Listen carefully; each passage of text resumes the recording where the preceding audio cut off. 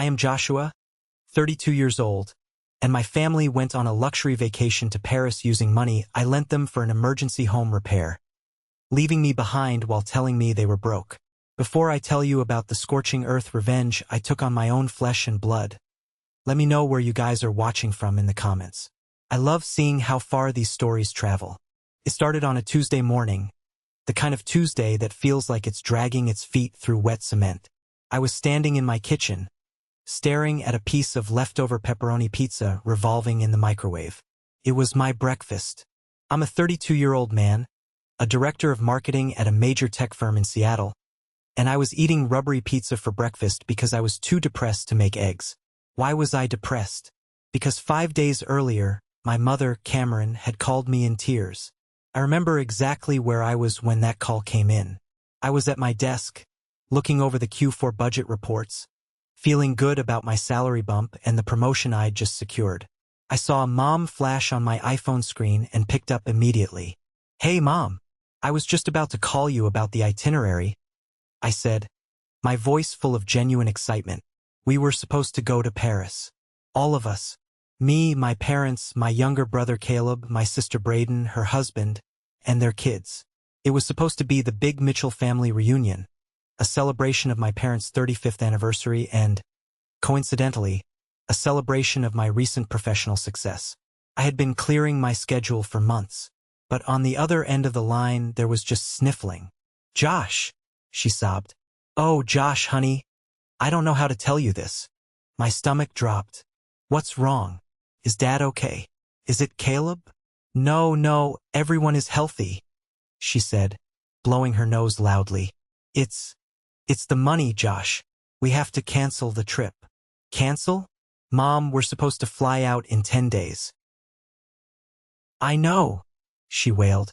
"But your father's medical bills from the checkup came back, and the insurance isn't covering the specialist like we thought. And then, oh God, the car. The transmission on the Lincoln just died completely yesterday. The mechanic wants $4,000 just to get it running again." I sat back in my ergonomic office chair, rubbing my temples. "Mom, breathe. How much are we talking?" "Too much," she said, her voice trembling with that practiced fragility I had known my whole life. "We just can't justify a trip to Europe right now. We have to be responsible.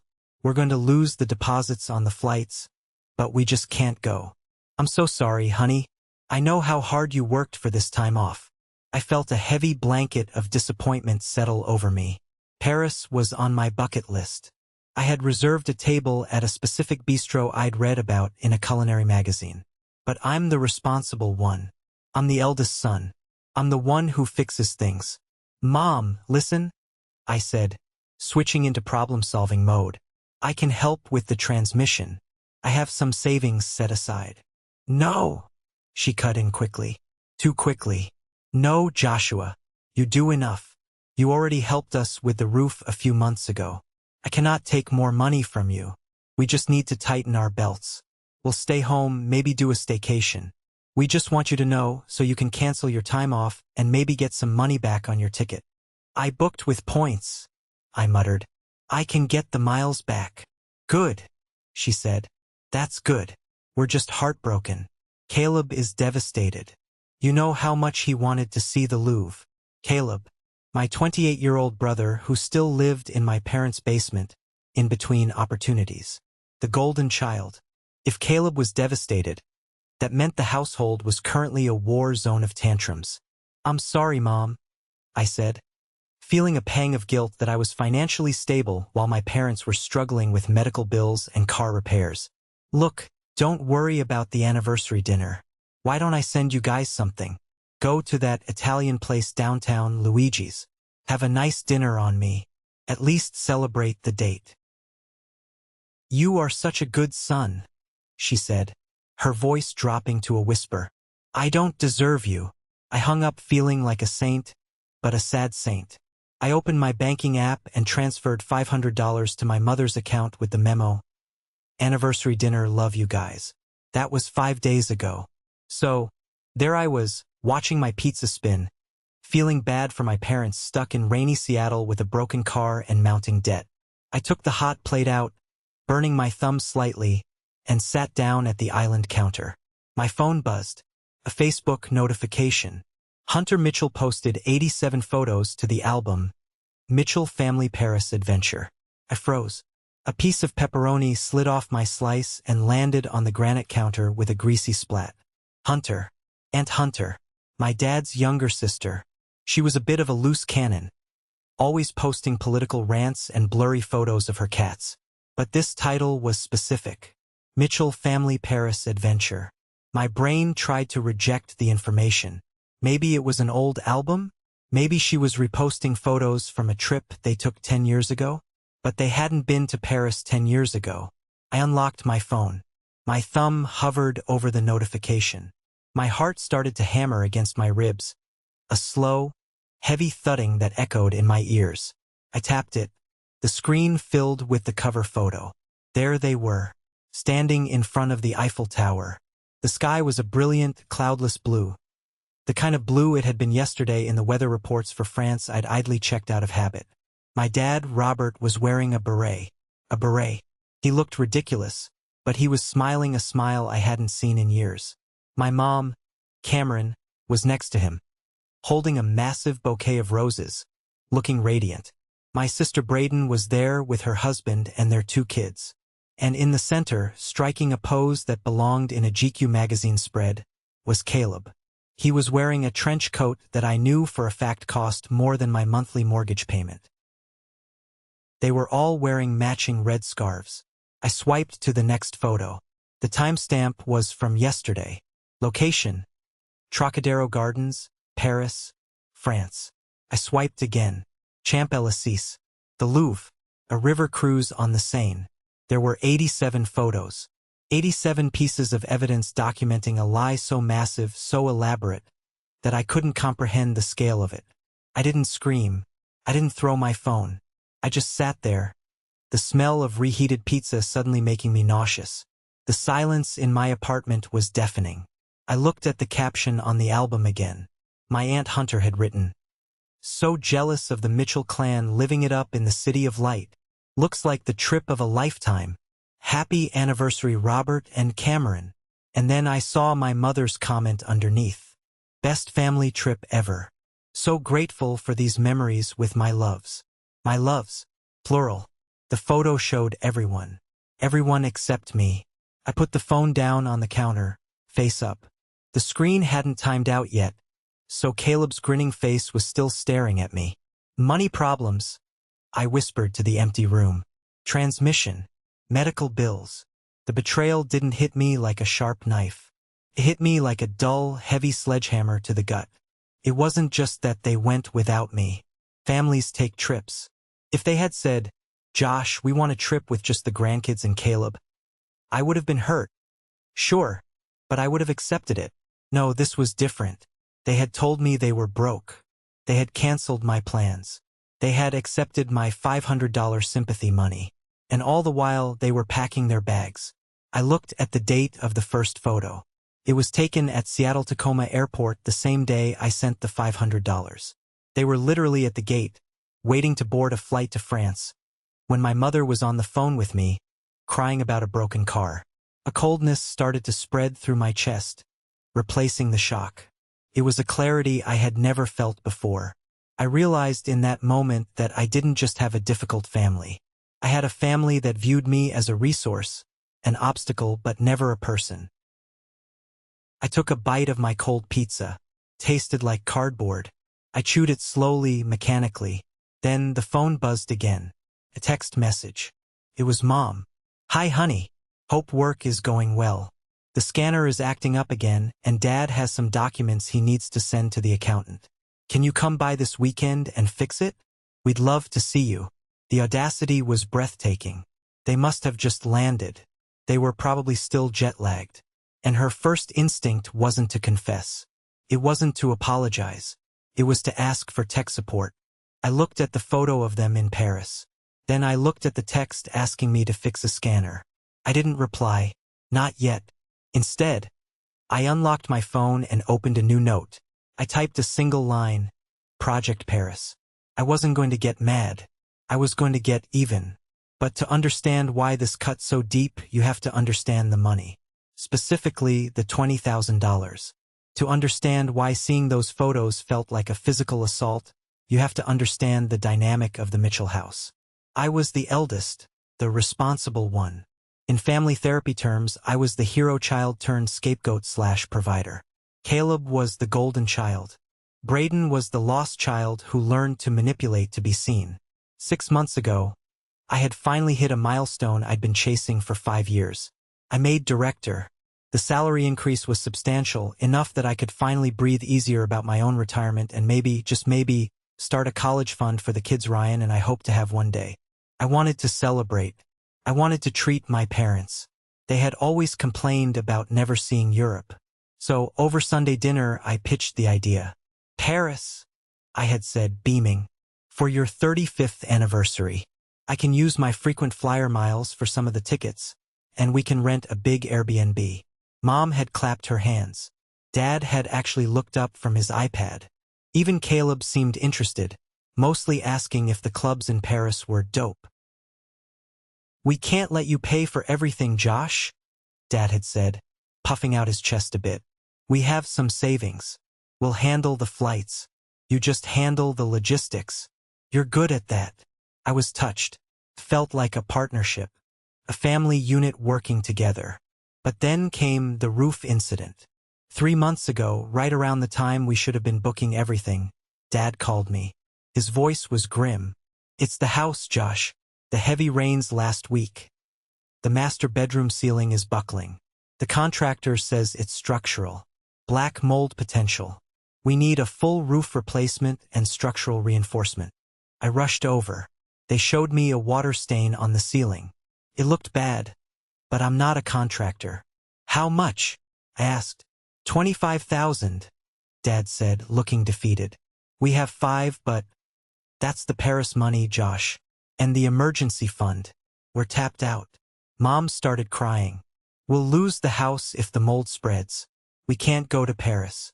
We can't do anything. Caleb was sitting on the couch, playing video games, not even looking up. Yeah, sucks bro, he muttered. I looked at my parents. They looked old, fragile. I thought about them living in a mold-infested house. I thought about my salary and how I had just boasted about my raise. I can lend it to you, I said. The words tasted heavy in my mouth. Oh no, we couldn't, Mom said, clutching my arm. That's too much. I'll give you 20,000, I said. It's a lot of my savings, basically the down payment for the new place Ryan and I wanted, but the house is more important. Consider it an interest-free loan. Pay me back when you can. Ryan, my fiancé, was furious when I told him. Josh, that's insane, Ryan had said, pacing our living room. That money was for our house, for our future. Did you even see the contractor's quote? Did you talk to the roofer? I trust my dad, Ryan. I had snapped, defending them as I always did. They're my parents. They wouldn't lie about structural damage. Ryan had just shaken his head, eyes filled with a sad sort of resignation. You have a blind spot the size of Texas when it comes to them. Just get it in writing. I didn't get it in writing. I wired the $20,000 the next morning. You saved us, Mom had texted. You literally saved our home. So, for the last 3 months, I believed my parents were living in a construction zone. I believed they were scraping by. When they said they had to cancel the trip due to medical bills and the car, it made sense. They were already $20,000 in the hole for the roof. Of course, they couldn't afford Paris. Which brings us back to the photos. I was still sitting in my kitchen, staring at the Mitchell family Paris adventure album. I stood up and walked over to my laptop. I needed a bigger screen. I logged into Facebook on my desktop monitor. The photos were high resolution. Aunt Hunter had a new iPhone, and she knew how to use it. I clicked on photo number 12. My mom, sitting at a sidewalk cafe, holding a croissant. She was wearing a silk scarf I'd never seen before. On the table, a bottle of Moët and Chandon champagne. Caption: Living my dream. I clicked on photo number 23. Dad and Caleb standing in front of the Mona Lisa. They had purchased the priority access passes. I could tell by the lanyards around their necks. Those cost €100 a pop. I clicked on photo number 42, and that's when the breath left my lungs. It was Caleb, my unemployed brother. He was leaning against a car. Not just any car. A bright red Ferrari 488 Spider. The backdrop was the Place Vendôme, one of the most expensive squares in Paris. At first, I thought he was just posing next to a parked car he found, like a tourist. But then I looked closer. He was holding the keys. He was sitting on the hood. And the caption, Caleb Mitchell. When in Paris, ride in style. Hashtag Lumbalife, hashtag Ferrari, actually hashtag baller. I zoomed in on the license plate. It was a rental tag from a luxury exotic car rental agency called Elite Rent-A-Car Paris. I quickly opened a new tab and Googled the rental rates for a Ferrari 488 in Paris. €1,200 per day, plus a €10,000 security deposit. My hands started to shake. Not from sadness anymore, but from a rage so hot it felt like my blood was boiling. He was driving a rental car that cost more per day than my mortgage, using money that I was now 99% sure was mine. The roof, I whispered. There was no roof. I grabbed my phone and scrolled back through my texts with Dad from 3 months ago. I found the date of the wire transfer, July 14th. Then I looked at the album again. Aunt Hunter had posted a photo of their flight tickets in a throwback-style collage in the comments. Booked our tickets. Paris, here we come. The date on the ticket confirmation in the blurry photo. July 16th. 2 days after I wired the money. They didn't fix the roof. They took my $20,000, waited 48 hours, and booked 7 tickets to Paris. First class probably, judging by the legroom in photo number 1. I heard the front door unlock. Ryan was home early from his shift at the hospital. He walked in, looking tired but smiling. Hey babe, I was thinking, since you're bummed about the trip, maybe we go grab some sushi and... He stopped. He saw my face. Josh. He dropped his bag. What happened? Is it your mom? I didn't speak. I just turned the monitor toward him. Ryan walked over, confused. He looked at the photo of Caleb on the Ferrari. He looked at the photo of the family under the Eiffel Tower. He looked at the dates. Wait, Ryan said, his brow furrowing. I thought the transmission was broken? I thought they were broke. They are broke, I said, my voice sounding like gravel. They're broke because they spent my $20,000 on a European vacation for everyone except me.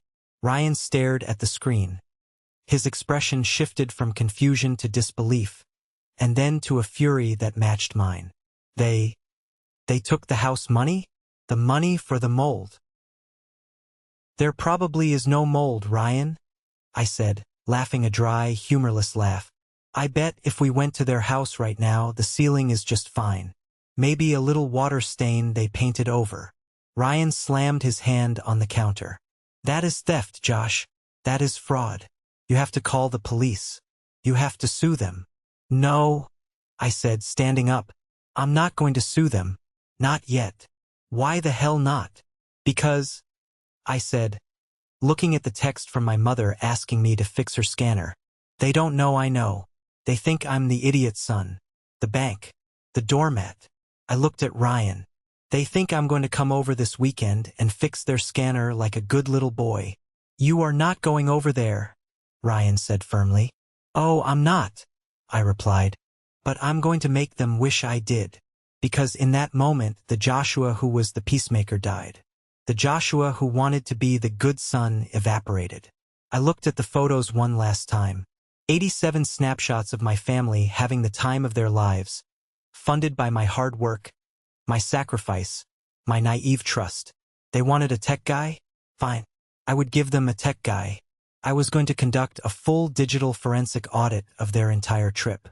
I was going to find out exactly how much of my life savings went into Caleb's gas tank and Mom's champagne. Project Paris is a go, I said to Ryan. What is Project Paris? He asked. The end of the Mitchell family line, I said. For the next 3 days I lived a double life. To my family I was the dutiful, oblivious son. I replied to Mom's text about the scanner with, "Sure, Mom. I'm slammed with work right now, but I'll try to swing by on Sunday. Hope the anniversary dinner at Luigi's was nice."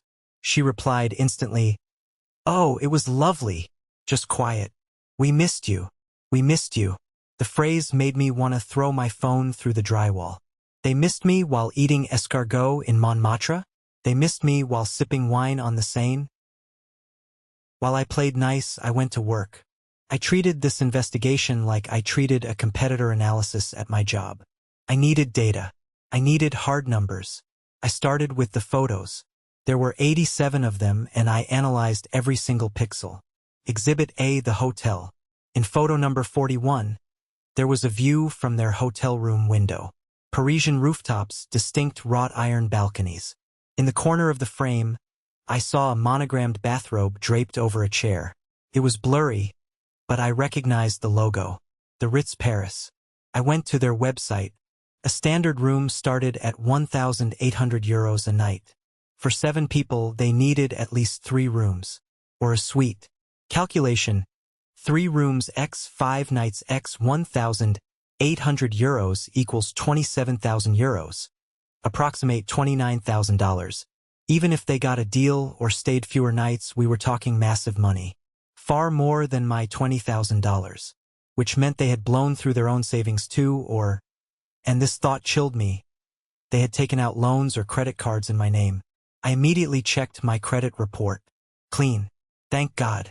They were just burning their own future alongside my money. Exhibit B, the food. Photo number 62. A dinner table.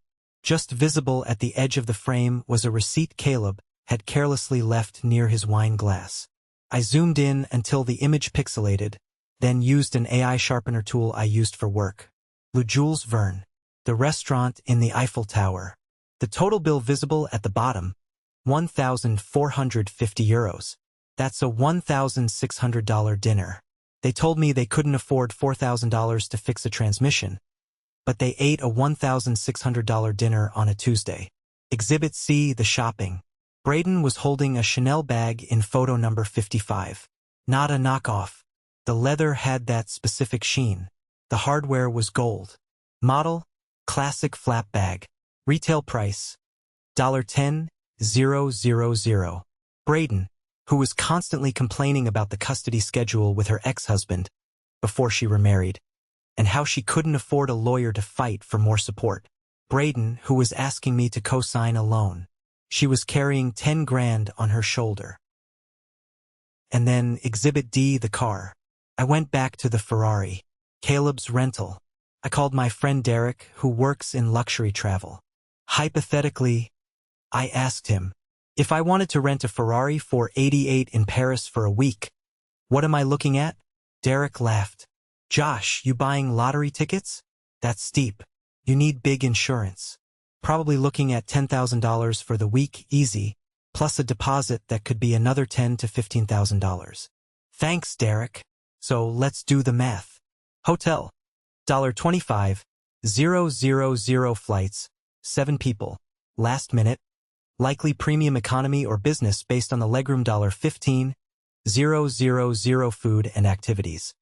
$10,000 shopping/car.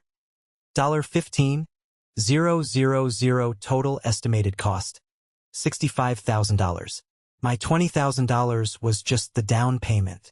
It was the seed money that gave them the confidence to blow up their entire financial lives. They were acting like lottery winners, but they were actually financial suicide bombers. And I was the collateral damage. On Friday night, I was putting the finishing touches on my spreadsheet, titled The Audit, when my phone rang. It was Caleb. I stared at the screen. The urge to decline was strong, but I needed to hear his voice. I needed to hear the lie in real time. Hey, Caleb, I answered, keeping my voice neutral. Yo, Josh, what's up, man? He sounded cheerful. Too cheerful. The sound of high-end Parisian wind still in his sails. Long time no talk. Yeah, been busy, I said. How's the job hunt going? Oh, interviewing here and there. Actually, that's kind of why I'm calling. Here it comes. So, look, Caleb continued, his voice dropping to that confidential, bro-to-bro tone he used when he wanted something. I've got this huge opportunity.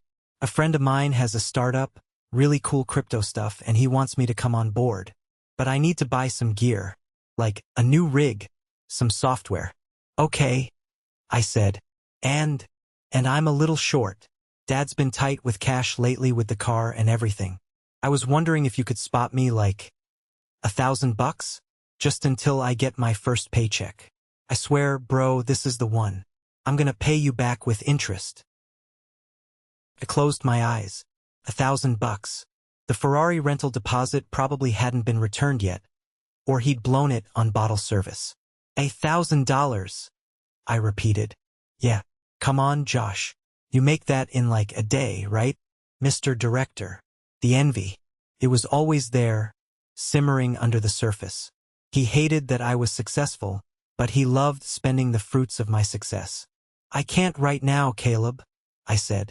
My money is tied up. Tied up? In what? You didn't even go on vacation this year.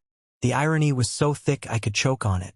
Just investments, I said. Sorry. Wow, Caleb scoffed. Okay, whatever, man. Be like that. Family helps family, right? Guess that only goes one way. Guess so, I said. Good luck with the crypto. I hung up. My hand was shaking again. Family helps family. The next morning, Saturday, the requests kept coming. It was like they had coordinated a frantic grab for cash now that the Parisian high was wearing off and the credit card bills were looming. Braden called at 10 a.m. Hey, big brother, she chirped. She sounded manic. Hi, Braden. Listen, I have amazing news. We found a house. It's perfect. For bedrooms, big yard for the kids.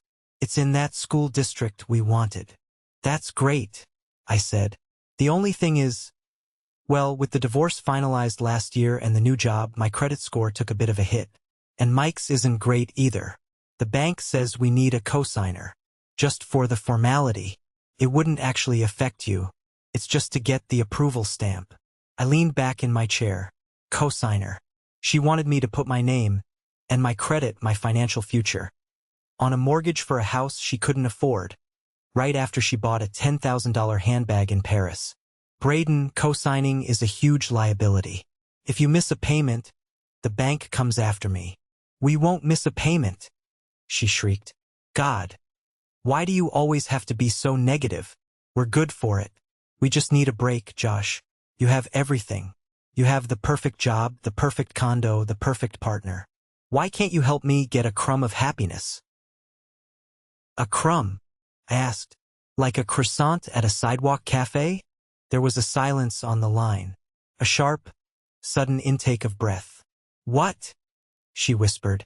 Nothing, I said, covering my slip. I can't do it, Braden. I'm not co-signing a mortgage. She slammed the phone down. I sat there, looking at my spreadsheet. Wants labor, scanner repair. Caleb, wants cash, $1,000. Braden, wants credit, co-sign. They were vampires, and I was the blood bank. They had drained me dry for their luxury trip, and now they were back for the last few drops. I felt a hand on my shoulder. It was Ryan. He placed a cup of coffee on the desk. You ready? He asked. Ready for what? To nuke them, Ryan said. You've got the evidence. You've got the rage. Stop letting them peck at you. Drop the bomb. I looked at the document I had created. Family_records_2024.pdf. It contained everything. Page 1, the timeline. The lie about the medical bills. Page 2. The bank transfer of $20,000 for the roof. Page 3. The Facebook album, screenshots of all the key photos. Page 4. The financial breakdown, the Ferrari, the Ritz, the Chanel. Page 5. The aftermath requests, screenshots of Mom's text. Notes on Caleb's call. Notes on Braden's call. It was a manifesto of their greed and my stupidity. I'm ready, I said, but I wasn't just going to send it to them. Oh no. Aunt Hunter had posted that album publicly. She had tagged all the aunts, uncles, and cousins. Uncle Robert, so jealous. Patricia, you've raised such a beautiful family. They wanted a public display of family unity? I would give them a public display of family truth. I'm not just sending it to Mom, I told Ryan. I'm sending it to the group chat. The extended family group chat. Ryan's eyes went wide. The one with Great Aunt Martha? And the cousins in Ohio. Everyone, I said. If they want to live in the spotlight, let's turn the brightness up. I opened my email client. I drafted a new message. Subject: regarding the anniversary trip and future financial requests. I attached the PDF. Then I started typing. Before I hit send, I hesitated. Not out of guilt, that emotion had been burned out of me, but out of a final need to be absolutely sure. I needed to see them, face to face, just once. I'm going over there, I told Ryan. What? No, Ryan protested. Josh, don't. It's going to be a screaming match. No screaming, I promised. Mom asked me to fix the scanner. I'm going to go fix the scanner. I want to see if they can look me in the eye. I drove to my parents' house on Sunday morning. My heart was pounding, but my hands were steady on the wheel of my Volvo. I pulled into the driveway. The Lincoln Town car, the one with the broken transmission, was sitting there. I walked past it. I looked at the tires. They were dirty, but the car looked fine. I looked up at the roof. The roof I had paid $20,000 to replace. It looked exactly the same. Same weathered shingles. No patches of new asphalt. No dumpster for construction debris in the side yard. I rang the doorbell. Mom opened it. She looked tan, healthy. She was wearing a new cashmere sweater. Josh! She hugged me. She smelled like expensive perfume. Chanel No. 5. Likely bought duty-free at Charles de Gaulle Airport. I stood stiff in her embrace. Hey, Mom. Come in, come in. Dad is in the study. I walked into the house. It looked the same, but there were subtle changes. A new espresso machine on the counter, Breville, $800. A stack of French fashion magazines on the coffee table. Dad was sitting at his desk, frowning at his computer. Hey, Josh, he grunted. This damn thing won't connect to the printer. Hey, Dad, I said. How's the medical stuff going? Feeling better. He didn't even look up. Oh yeah, better. Medication is working. Just expensive, you know? Right? I said. And the car? The transmission? Still in the shop. He lied effortlessly. We borrowed a loaner. I looked out the window at the Lincoln in the driveway. The Lincoln is in the driveway, Dad. He froze, just for a second. Oh, yeah. We got it back, but it's acting up. Can't drive it far. Got it. I sat down at his computer. I fixed the scanner issue in 30 seconds. It was just unplugged from the USB port. Typical. All done, I said. Great, Dad said. Hey, while you're here, Mom said you sent some money for dinner the other night. Thanks for that. But we're looking at the property tax bill coming up. He trailed off, giving me that look. The look that meant, you have money, we raised you, pay up. I can't help with taxes, Dad, I said, standing up. I'm a little short. Short? Dad scoffed. With your salary? You just got promoted. Yeah, but I had some unexpected expenses, I said, staring him dead in the eye. Like a $20,000 roof repair. Dad flinched. He actually physically flinched. He looked at the ceiling, then back at me. Right, he mumbled. The roof. Yeah, thank God for that. Is it done? I asked. Can I see the invoice? I need it for my taxes since it was a loan. Oh, we don't have the paperwork yet. Mom cut in, walking into the room with a tray of cookies. The contractor is slow, right? I said. Well, I gotta go. Wait, Mom said. Aren't you staying for lunch? Caleb is coming over. Braden and the kids. No, I said. I have a lot of work to do. I walked to the door. As I reached for the handle, I saw a magnet on the fridge. It was a picture of the Eiffel Tower. A cheap souvenir magnet. Nice magnet, I said. Mom's face went pale. Oh, that. Aunt Hunter sent it to us. From her trip. Nice of her, right? Yeah, I said. Very nice. I walked out. I got in my car. I drove 1 block away, pulled over, and screamed. I screamed until my throat was raw. They lied to my face. In the house I saved. About the money I gave them. I drove home. I walked into the apartment. Ryan was waiting. Well? He asked. They lied, I said. About everything. The car was in the driveway. The roof hasn't been touched. Dad asked for property tax money. Mom said the magnet was a gift from Hunter. I sat down at my computer. I opened the draft email. Subject: regarding the anniversary trip and future financial requests. To Mom, Dad, Caleb, Braden, CC, Aunt Hunter, Uncle Mike, Cousin Sarah, Grandpa Joe, the entire extended family list. I took a deep breath. You sure about this? Ryan asked, his hand on my shoulder. I'm not angry anymore, Ryan, I said, my voice eerily calm. I'm just done. I'm done being the bank. I'm done being the backup plan. I'm done being the only adult in this room. I read the email one last time. Hi Mom, Dad, Caleb, and Braden. I saw Aunt Hunter's Facebook album of the Paris trip. All 87 photos. I also saw the receipts visible in the photos. The Ferrari rental. The Ritz hotel robes. The Chanel bag. I noticed the trip happened during the exact dates we were supposed to be celebrating together. About 5 days after you called me crying, claiming poverty and medical bills. I've documented everything in the attached file, including the $20,000 wire transfer I sent for a roof repair that never happened, and which matches the date of your flight bookings. I'm not angry. I'm not hurt. Those emotions require a baseline expectation of being valued, and clearly, that expectation was misplaced on my part. What I am is done. Done pretending we're a close family. Done being available whenever any of you need something while being conveniently forgettable when it comes to actually being included. Done accepting crumbs of attention while watching everyone else share full meals funded by my savings. To answer your questions. Mom, no, I will not come fix your electronics anymore. Braden, no, I will not co-sign your loan. Good luck with the house. Caleb, no, I will not give you $1,000 for gear. Maybe return the Ferrari rental earlier next time.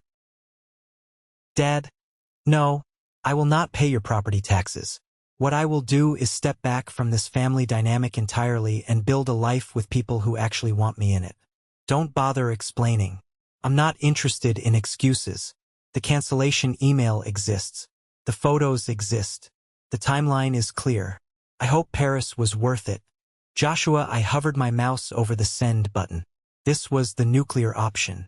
This would destroy holidays. This would alienate me from everyone. This would change my life forever. Do it, Ryan whispered. I clicked send. The message showed as sent. Then, almost immediately, the little notifications started popping up. Read, read, read. I had sent it to everyone. Not just the 4 of them. I sent it to Aunt Hunter, the one who posted the album, Uncle Bob, my cousins in Ohio, even my grandmother. I sat there, staring at the screen, adrenaline coursing through my veins like ice water. It's done, I said. For 3 minutes, there was silence. Absolute, heavy silence. Then the phone on my desk buzzed. Mom. I stared at it. I didn't answer. It stopped. It buzzed again immediately. Mom. Then Dad. Then Caleb. My phone looked like a slot machine hitting a jackpot of panic. Ryan reached over and flipped my phone face down. Don't. Not yet. A text message came through on my computer. I had iMessage linked. Caleb. Dude. WTF? Take that down. Now. Grandma is on the thread. I laughed. A harsh, barking laugh. He wasn't sorry. He was worried about Grandma finding out. Another text. Braden. You are ruining my life. Mike sees this. The bank might see this. You are so selfish, Joshua. Mom. Joshua, please answer. It's a misunderstanding. We wanted to surprise you, but... Please, call me. Your father is having chest pains. Chest pains, I said aloud, reading the text to Ryan. Classic. The medical emergency card. Right on schedule. Don't fall for it, Ryan said. I won't. I turned off my phone completely. I shut down my email client. I'm hungry, I said. Let's order Thai food. We sat in the living room, eating pad Thai, while my phone, which I had turned back on but set to do not disturb, silently accumulated a mountain of missed calls. 47 missed calls. 63 text messages. But the real action was happening elsewhere. My cousin Sarah, Aunt Hunter's daughter, texted me separately. Josh, holy SHT, is this real? Did they really take your roof money for Paris? Asterisk, I replied. See page 2 of the PDF. Wire transfer confirmation versus flight booking date. Sarah. OMG. Mom is freaking out. She had no idea. She thought you just couldn't get time off work. They told everyone you were too busy with the big promotion to come. So that was the narrative. I was the workaholic son who abandoned the family for his career. They had painted me as the villain to cover their exclusion, all while spending my money. Then the intercom to our apartment building buzzed. It was 9 p.m. on a Sunday. Ryan walked to the intercom. Who is it? It's your mother, Ryan. Let me in. I know Joshua is there. Her voice was shrill, distorted by the speaker. Ryan looked at me. She's here. Don't let her in, I said. Mrs. Mitchell, Ryan said calmly into the intercom. Josh isn't taking visitors right now. Please leave. I am his mother. I raised him. You let me in or I will scream the building down. I stood up. I walked to the intercom. Mom, I said. My voice was steady. Go home. Joshua. Honey, please, you have to understand. It was a mistake. We didn't mean to hurt you. We needed a break. You're so strong, you don't need us like Caleb and Braden do. Please, the PDF. Everyone is calling us. Uncle Bob is asking for the money he lent Dad back. You have to send a retraction. Tell them it was a joke. A joke? I asked. Like the transmission? Like the roof? We'll pay you back, she screamed. We'll pay you back every cent. Just fix this. You can't pay me back, I said. You spent it on Ferraris and Chanel. You're broke, Mom. And I'm not your ATM anymore. I have no son, she shrieked. It was a movie line, delivered with zero irony. If you do this, you are dead to me. I think, I said, leaning my forehead against the cool plastic of the intercom, that I've been dead to you for a long time. I was just a ghost writing checks. I released the button. I heard her sobbing for a minute, then silence. Then the sound of the Lincoln, the one with the miraculous transmission, starting up and driving away. I went back to the couch. I felt drained, hollowed out, but I also felt lighter. The heavy weight of obligation, the constant low-level anxiety about their problems, their debts, their drama, it was gone. I had cut the cord. This is the moment that changes everything. When I finally took back control of my life, turned off the vibrating phone, and poured myself a glass of wine. Cheap wine, but it tasted better than their fake first-class champagne ever could. Thank you for being patient with me to get here. You guys are amazing. Please hit that like button and comment Team Josh below so I know you're riding with me. It helps more people find this story. And honestly, seeing your support reminds me I'm not crazy for doing this.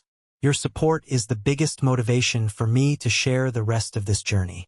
The next morning, Monday, I woke up to a new world, a quieter world. I had blocked Mom, Dad, Caleb, and Braden on my phone, but I kept them unblocked on social media. I wanted to see the blast radius. It was catastrophic.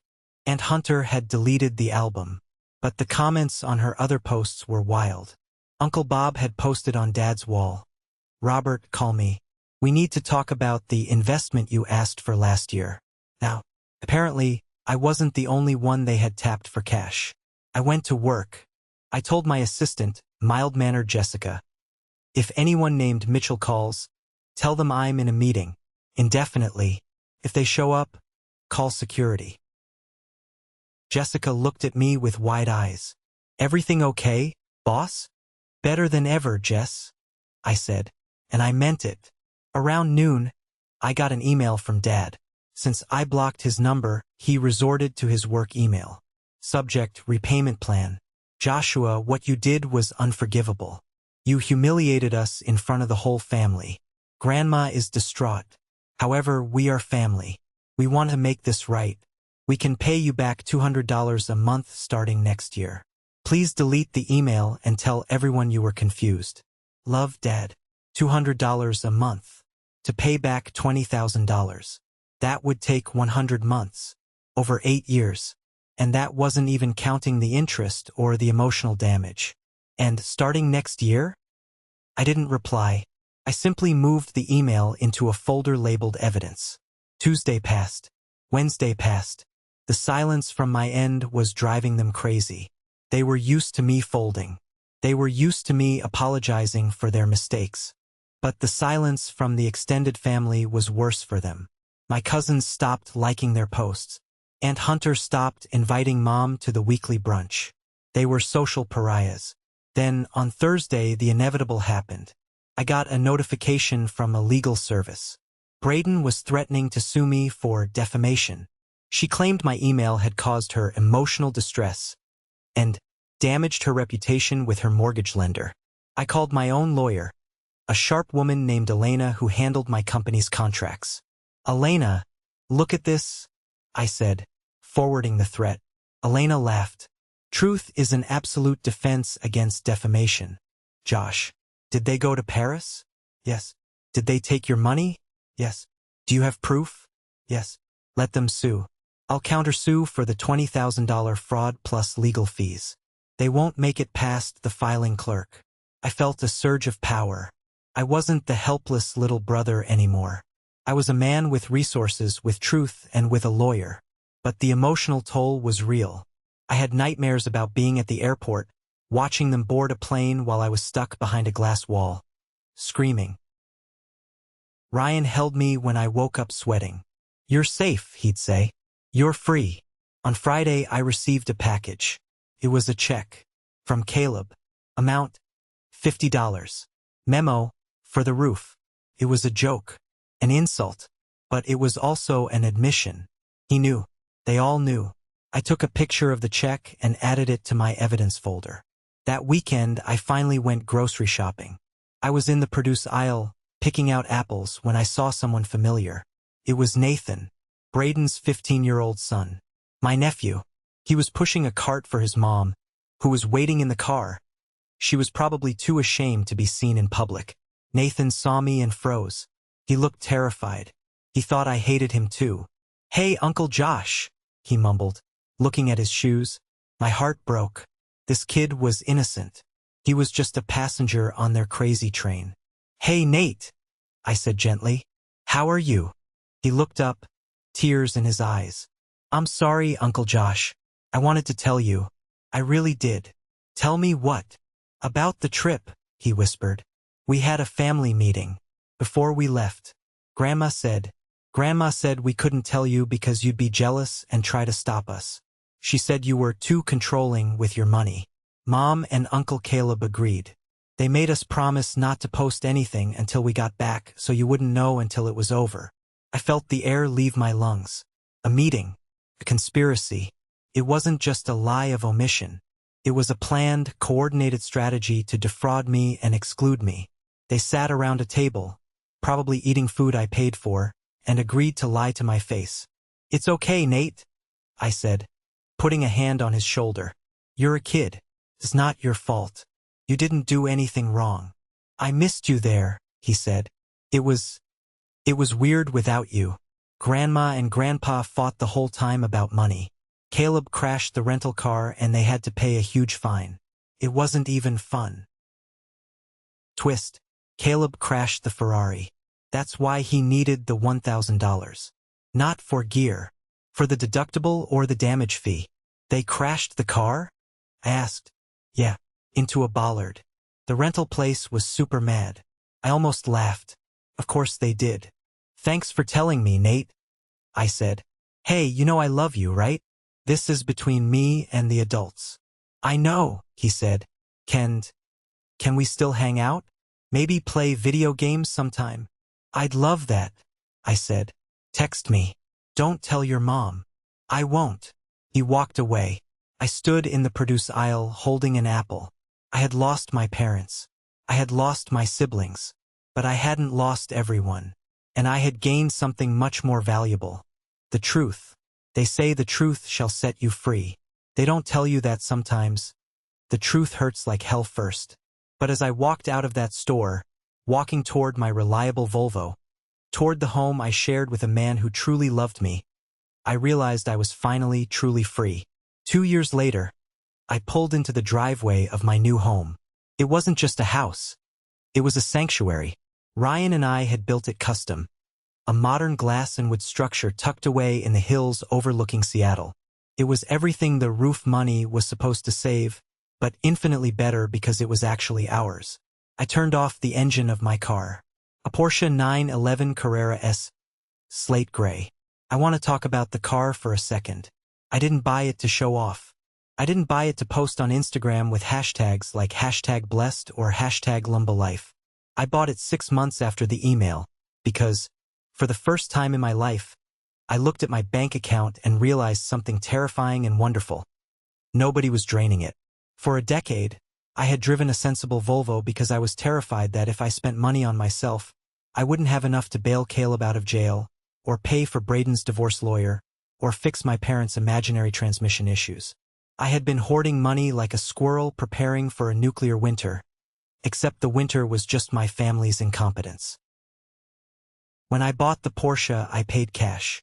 I drove it off the lot, and I cried. Not because I love material objects, but because that steering wheel felt like freedom. It was the physical manifestation of the boundaries I had finally built. I walked inside. The house was quiet. Ryan was in the kitchen chopping vegetables. He looked up and smiled. A real, easy smile that reached his eyes. "Hey," he said. "How was the quarterly review?" "Brutal." I laughed, kissing him. "But good.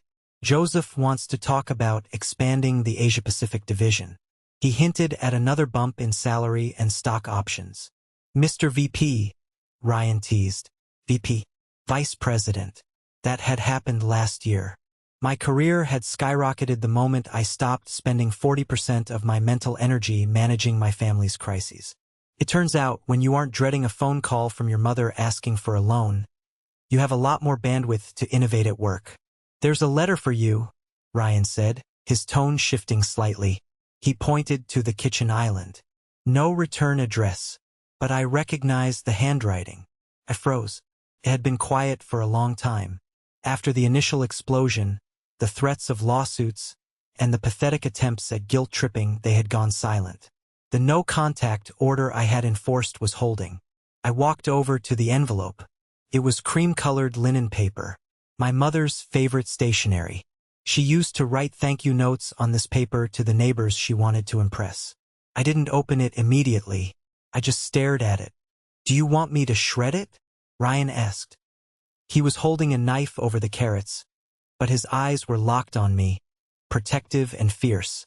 "No," I said. "I need to see. Curiosity, I guess." I opened it. "My dearest Joshua, I hope this letter finds you well. I heard from Aunt Hunter, who I am speaking to again, briefly, that you got promoted. Congratulations. Your father and I always knew you were destined for greatness. I am writing because I have been doing a lot of thinking. The silence these past 2 years has been a heavy burden on my heart. A mother should never be estranged from her firstborn. I look at baby pictures of you and I just weep. We have made mistakes. I admit that. We let the excitement of the anniversary cloud our judgment. We should have included you. We were wrong. Your father isn't doing well. The stress has taken a toll on his heart. And Caleb is having a hard time finding his footing. The world is so harsh to young men these days. I'm not asking for us to go back to how things were immediately, but perhaps we could meet for coffee? Just you and me. No money talk. Just a mother and her son. I love you, Mom. P.S. enclosed is a small memento I found. I shook the envelope. The photo fell out. It was me and Dad fishing when I was 7 years old. A tactical strike on my nostalgia. I felt a lump form in my throat. It was a good letter. It hit all the right notes. Apology? Check. Flattery? Check. Sentimental value? Check. She wants to meet, I said, handing the letter to Ryan. He read it, his face unreadable. And, maybe she's changed? It's been 2 years. Maybe the consequences actually forced them to grow up. Ryan put the letter down. Flip it over. What? The letter. Flip the last page over. I turned the last sheet of the letter over. I hadn't noticed there was text on the back because the paper was thick. There, scrawled in a hurried, different ink. Like she had added it at the last second. Unable to help herself, was a postscript. PPS. The IRS is auditing us regarding the gift tax on the roof money you sent. Apparently, since you claimed it as a loan on your taxes and we didn't declare it, there are penalties. It's a mess. If we meet, maybe you could bring your accountant's contact info, and perhaps we could discuss a small settlement to make this go away. It's about $5,000. We are drowning, Josh. I stared at the words. The air left the room. The IRS audit. Of course. When I filed my taxes that year, I had declared the $20,000 as a bad debt/loan loss because they never paid me back. I did it legally. I did it by the book.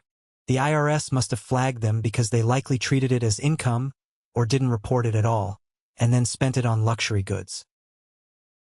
The coffee wasn't about reconnection. It was about tax fraud. She wanted me to fix her IRS problem. She wanted $5,000. Unbelievable, I whispered. The sadness vanished, replaced by a cold, hard validation. She almost had me. She almost had me with the fishing photo. They never change, Josh, Ryan said softly. People like that, they don't change. They just change tactics. I took the letter and the photo. I walked over to the gas stove. Josh! I turned on the burner. The blue flame flickered to life. I held the corner of the cream-colored linen paper to the flame. Caught instantly. I watched the words, my dearest Joshua, turn to ash. I watched I love you curl up and vanish in smoke. Then I burned the fishing photo. Coffee sounds terrible, I said, dropping the burning remnants into the sink and turning on the water. I think I'll stick to wine. But the real update on the family didn't come from that letter. Came from Nathan. A week later, I was sitting in a coffee shop downtown, waiting. I checked my watch. The door opened, and a tall, lanky kid walked in. Took me a second to recognize him. Nathan was 17 now. He had filled out, lost the braces, and looked like a young man. Uncle Josh. Nate. I stood up and hugged him. He hugged me back. A real firm hug. We sat down. I had ordered him a large mocha and a croissant. Ironic, I know, but the kid loved them. You look great, Nathan said, eyeing my suit. Mom says you're basically Bezos now. I laughed. Not quite, but I'm doing okay. How are you? How's senior year? Nathan looked down at his cup. His demeanor shifted. The brightness faded, replaced by a weariness that didn't belong on a 17-year-old's face. It's a lot, he said. That's actually why I wanted to see you. I'm applying to colleges. I got into UW and a few others out of state. That's amazing, Nate. Congratulations. Yeah, he said, not smiling. But Mom, she says there's no money. The college fund Grandpa supposedly set up for me, it's gone. My stomach tightened. Gone? How? Paris, Nathan said flatly. And the aftermath. He took a sip of his coffee, then looked me in the eye. You want to know what really happened after you cut them off? I think I do. It was like Lord of the Flies, Nathan said. After you sent that email, Uncle Caleb freaked out. The rental car company in Paris, Elite Rent-A-Car? They charged Grandpa's credit card for the damage to the Ferrari. 12,000 euros. It maxed out the card. I nodded. I had suspected as much. Then, Nathan continued, because they had no cash flow, since you weren't covering the emergencies anymore, they started taking out payday loans to cover the minimum payments on the credit cards. It spiraled. Fast. And Caleb? I asked. Caleb is back in the basement, Nathan scoffed. He tried to launch that crypto thing? It was a scam. He got sued by some investors. Grandma and Grandpa used their retirement savings to hire a lawyer for him to keep him out of jail. That's where my college fund went. Legal fees for Caleb. I felt a surge of rage, hot and sharp. They sacrificed the grandson's future to save the golden child from his own stupidity. Again. Braden is... She's bitter, Nathan said. She blames you. She says if you hadn't snitched to the family, she could have gotten that house loan from Uncle Bob. Now nobody will lend them a dime. She and my dad are fighting constantly about money. They might get a divorce. Another one. It was a tragedy. A Shakespearean tragedy of their own making. Nate, I said, leaning forward. Look at me. He looked up, his eyes watery. You are not going to lose your future because of them. How much do you need for the first year? Josh, no. He shook his head. I didn't come here to ask for money. I swear. I wanted advice on student loans. I don't want to be like them. I want to earn it. I know you do, I said. And that's exactly why I'm going to help you. It's not a gift. It's an investment. You're the only stock in that gene pool worth buying. He cracked a smile. I will cover your tuition, I said firmly. On one condition. What? You maintain a 3.0 GPA. And you do not give a single cent of it to your mother, your grandmother, or Caleb. If I find out you bought Caleb a pack of gum, I pull the funding. This is for you. To get out. To break the cycle. Nathan stared at me. A tear rolled down his cheek. You'd really do that? After everything they did to you? I'm not doing it for them, I said. I'm doing it because you were the only one who told me the truth in the grocery store. Honesty pays dividends. Nate, remember that. He wiped his eyes. Thank you. I won't let you down. I know. We talked for another hour. He told me about his engineering projects, his girlfriend, his plans to move into the dorms and get away from the toxicity of his house. As I drove home that day, in my car that I paid for, heading to the home I owned, knowing I had just secured my nephew's future, I realized something profound. The inheritance I lost, the money, the family connection, the history, was the price of admission for the life I had now. And it was a bargain.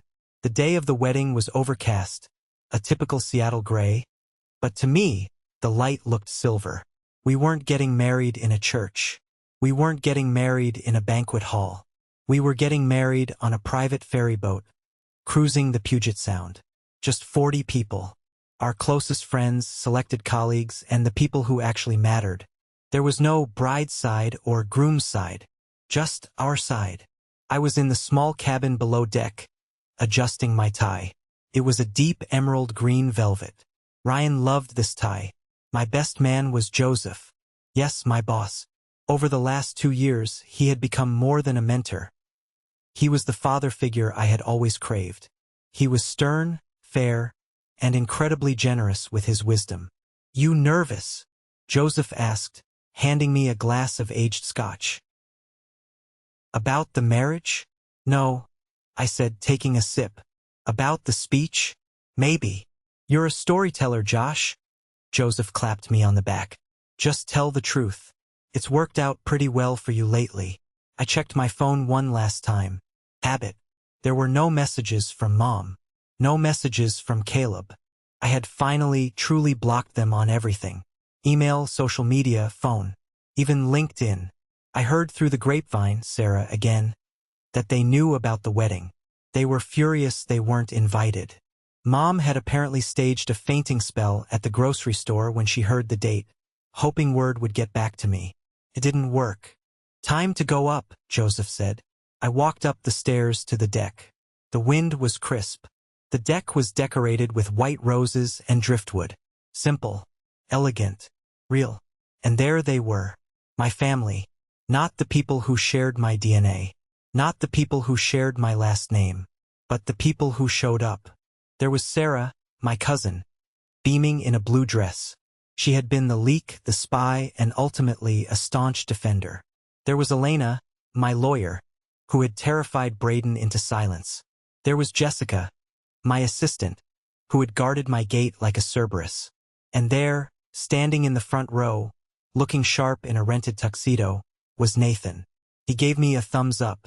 He was the only link to the past I allowed, and he was there representing the future. Then the music started. An acoustic version of Simply the Best. Ryan walked down the aisle. He looked perfect. He was wearing a cream-colored suit that made his skin glow. His eyes locked onto mine, and the rest of the world fell away. I thought about the 87 photos. I thought about the matching red scarves in Paris. I thought about the fake smiles in front of the Eiffel Tower. That was a performance. That was content for Facebook. This was reality. We stood before the officiant, our friend Derek, the travel agent who had helped me bust them. When it was time for the vows, I took a deep breath. I hadn't written them down. I didn't need to. Ryan, I began. My voice caught just for a second. 2 years ago, I was sitting in a kitchen, eating cold pizza, feeling like the loneliest person on earth. I thought I had lost my family. I thought I had lost my history. I squeezed his hands. But the truth is, I was just making room. I was clearing out the clutter to make space for the real thing. You stood by me when I was angry. You stood by me when I was sad. You stood by me when I was vindictive. The crowd chuckled. You taught me that love isn't a transaction, I continued. It's not about what I can fix for you, or what I can buy for you, or how many problems I can solve. You love me even when I'm broken, especially when I'm broken. I looked out at the guests, locking eyes with Nathan, then Joseph, then back to Ryan. Family isn't blood. Blood is just biology. Family is who holds your hand when the roof caves in, literally and metaphorically. Family is who tells you the truth, even when it hurts. Family is who shows up. I took the ring, a simple band of brushed gold. I vow to be your family, Ryan. Today, tomorrow, and every day. No conditions. No fine print. Just us. Ryan was crying. I was crying. Even Joseph was wiping his eyes. We exchanged rings. We kissed. The boat horn blasted, echoing off the water. As we walked back down the aisle, surrounded by cheers and bubbles, I felt a lightness that is hard to describe. It was the absence of weight, the absence of the invisible backpack of guilt I had carried since I was a child. The reception was a blur of joy. We ate incredible food. Not $1,600 French food, but locally sourced salmon and oysters. We danced. At one point, I found myself leaning against the railing, looking out at the city lights of Seattle. Nathan came over and stood next to me. Good party, he said. The best, I agreed. I have something for you, he said. He reached into his pocket and pulled out a small, crumpled piece of paper. I wasn't going to give it to you, but I think you should have it. For closure. He handed it to me. It was a receipt from a pawn shop, dated 3 days ago. Item, 14K gold watch, engraved to Robert, Love Cameron, 25th anniversary. Amount, $450. Grandpa sold his anniversary watch, Nathan said quietly, to pay the electric bill. I looked at the receipt. That watch had been Dad's pride and joy. I felt a flicker of pity. Just a flicker. Like a candle in a windstorm. It went out almost immediately. Why are you giving me this? I asked. To show you that you won, Nathan said. They are selling the past to pay for the present. You are building the future. I folded the receipt and handed it back to him. I didn't win, Nate. It wasn't a game. It was a tragedy. But I survived. And you will too. I put my arm around his shoulders. Come on. They're playing Beyoncé. We have to dance. We walked back into the warmth of the cabin, leaving the cold wind and the receipt behind. Later that night, Ryan and I were sitting on the back of the boat, watching the wake churn the dark water white. You okay? He asked. Yeah, I said. I was just thinking about the 87 photos. Still, no, not like that. I was thinking, we didn't take any photos today, did we? Ryan paused. The photographer did, but We didn't use our phones once.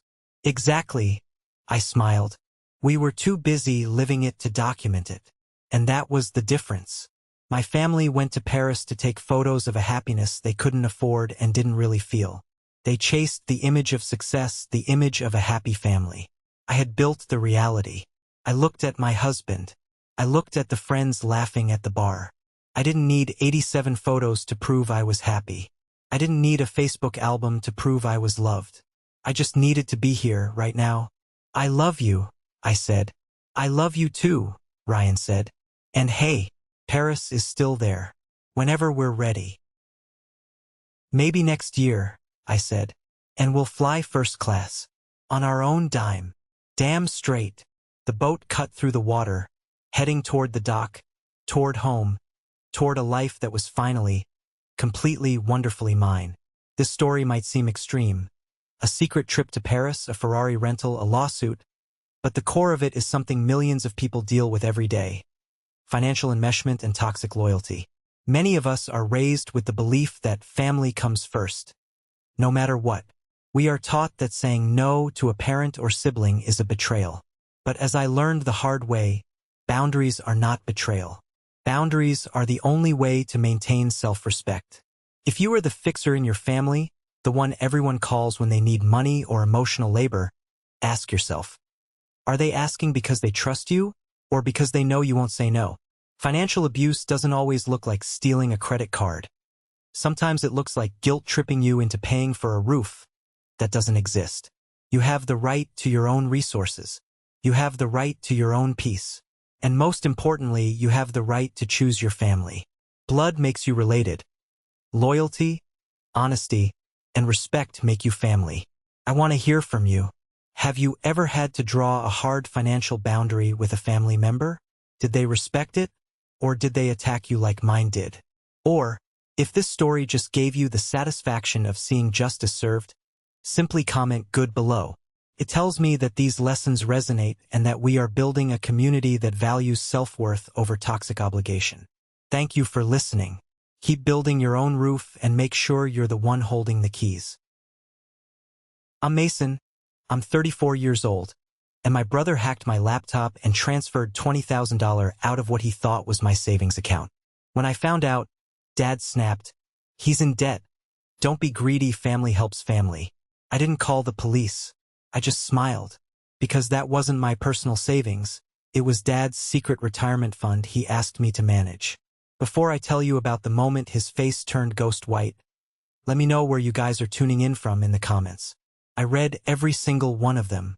Now, to understand why I smiled instead of screaming, you have to understand the night it happened. It was a Tuesday in mid-April. Tax season. If you know, you know. I work as a financial analyst, but I do private accounting on the side, so April is basically a month where sleep is a suggestion, not a requirement. I was sitting in my home office, surrounded by stacks of receipts and 3 empty coffee mugs. The only light came from the glow of my dual monitors. It was 2:15 a.m. My eyes were burning, dry and gritty, like I'd been staring into a sandstorm. I was just about to shut down for the night when my phone buzzed on the desk. It vibrated against the wood with that aggressive, rapid-fire hum that usually means an emergency. I glanced at it, expecting a client panic email or maybe a spam call. It was a notification from the bank. Wire transfer initiated. Minus $20,000.00. Recipient. Crypto_etc. I stared at the screen. My brain, sluggish from exhaustion, took a solid 10 seconds to process the numbers. $20,000. Gone. Just like that. I sat up straight, the fatigue vanishing instantly, replaced by a cold spike of adrenaline that shot right through my chest. I grabbed the mouse and logged into the banking portal. My fingers were trembling slightly, hitting the wrong keys, forcing me to retype my password. Come on, come on. The dashboard loaded. The balance on the account ending in 4490, the high-yield savings account, was 0. My first thought was identity theft. Some hacker in a basement halfway across the world had cracked my firewall. I immediately started the protocol. I'm good at this. It's my job to track money. I pulled up the access logs for my router and my personal server. I needed to see the IP address. I was ready to see a proxy server from Russia or China. But when the log popped up, I froze. The access didn't come from outside. It came from a device named Caleb's MacBook Pro. I stopped breathing. I literally stopped breathing. I stared at that name on the screen until the letters started to blur. Caleb, my younger brother. He had been staying at my parents' house for the last 3 months after his landlord kicked him out. My parents live about 20 minutes away. But here's the thing. I had given Caleb my Wi-Fi password 6 months ago when he came over for Thanksgiving. His laptop had auto-connected to my network. But he wasn't at my house. He was at Mom and Dad's. I dug deeper. I checked the remote desktop logs. Someone had used TeamViewer to access my desktop remotely. The connection originated from the IP address of my parents' house. The realization hit me like a physical punch to the gut. It wasn't a stranger. It was my brother. He had logged into my computer remotely, probably guessing my password because, stupidly, I used a variation of our childhood dog's name for my personal login and wired the money to a crypto exchange. He stole 20 grand. From me. The rage that followed wasn't hot. It was ice cold. It started in my stomach and spread to my fingertips. I didn't scream. I didn't throw the coffee mug. I just picked up my phone and dialed his number. It rang, and rang, and rang. Hello. His voice was groggy. Or maybe fake groggy. Caleb, I said. My voice sounded strange to my own ears. Calm, detached, mechanical. Did you enjoy the transfer? Silence. Dead silence on the other end. Then, a rustling sound, like he was sitting up in bed. What, Mason? What are you talking about? It's 2 a.m. The $20,000, Caleb. The wire transfer you just initiated from my computer via remote desktop. The one that went to a crypto exchange. I don't know what you're talking about, man. You're crazy. Maybe you got hacked. He was stammering. He's always been a terrible liar. The IP address is Mom and Dad's house, Caleb. The device is your MacBook. Don't lie to me. You stole $20,000. Look, Mason, chill out. Okay? His tone shifted instantly from denial to defensiveness. That's Caleb's signature move. I didn't steal it. I borrowed it. I'm going to double it. I have a sure thing. This new coin, it's going to the moon, man. I was going to put it back before you even woke up. You transferred it to a crypto exchange? Are you insane? I stood up, pacing my small office. Transfer it back. Now. I can't, he whispered. What do you mean you can't? I already leveraged it. It's locked in a smart contract for 24 hours. But listen, Mason, trust me. By tomorrow night, it's going to be 40 grand. I'll give you 25 back. Seriously. I hung up. I couldn't listen to another word of his delusional gambling addict logic. I was about to dial 911. My finger was hovering over the keypad. This was grand larceny. This was a felony. This was prison time. Then my phone rang. It wasn't the police. It was Dad. Caleb, the coward, had immediately run down the hall to wake up Daddy. Mason. Dad's voice was rough, sleep-heavy, but firm. Don't call the police. He stole $20,000, Dad. He hacked my computer. I know. He told me. He made a mistake. He's panicked. But you are not going to ruin your brother's life over money. Ruin his life? He ruined his own life. That is my money, Dad. We will discuss this in the morning. Come over here. Now, we need to handle this as a family. I'm calling the cops, I said, my hand shaking. If you call the police, Dad said, his voice dropping an octave, becoming dangerous. You will never step foot in this house again. Do you hear me? He is your brother. Family helps family. Get in your car and come here. We will fix this.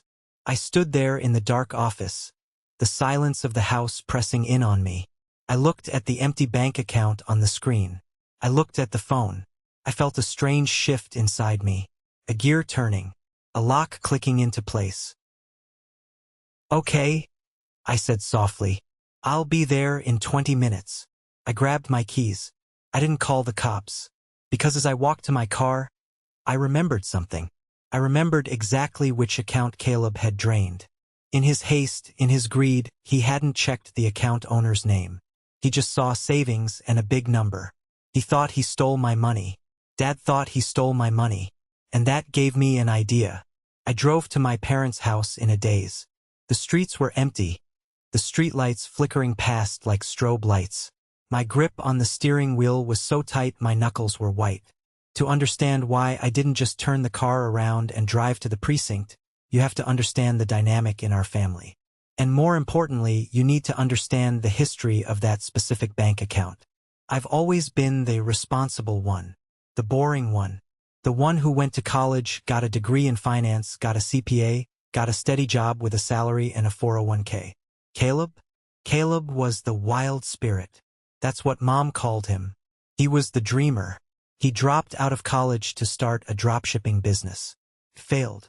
Then he tried to be a day trader. Failed. Then an influencer. Failed. Every time he crashed and burned, Dad was there with the fire extinguisher and a checkbook. But 2 years ago, the dynamic shifted. My parents' marriage has been rocky for a decade. They aren't divorced, but they live parallel lives. Mom spends her time at church and with her garden club. Dad spends his time at the golf course and investing. Dad had inherited a plot of land from his great-aunt in Texas.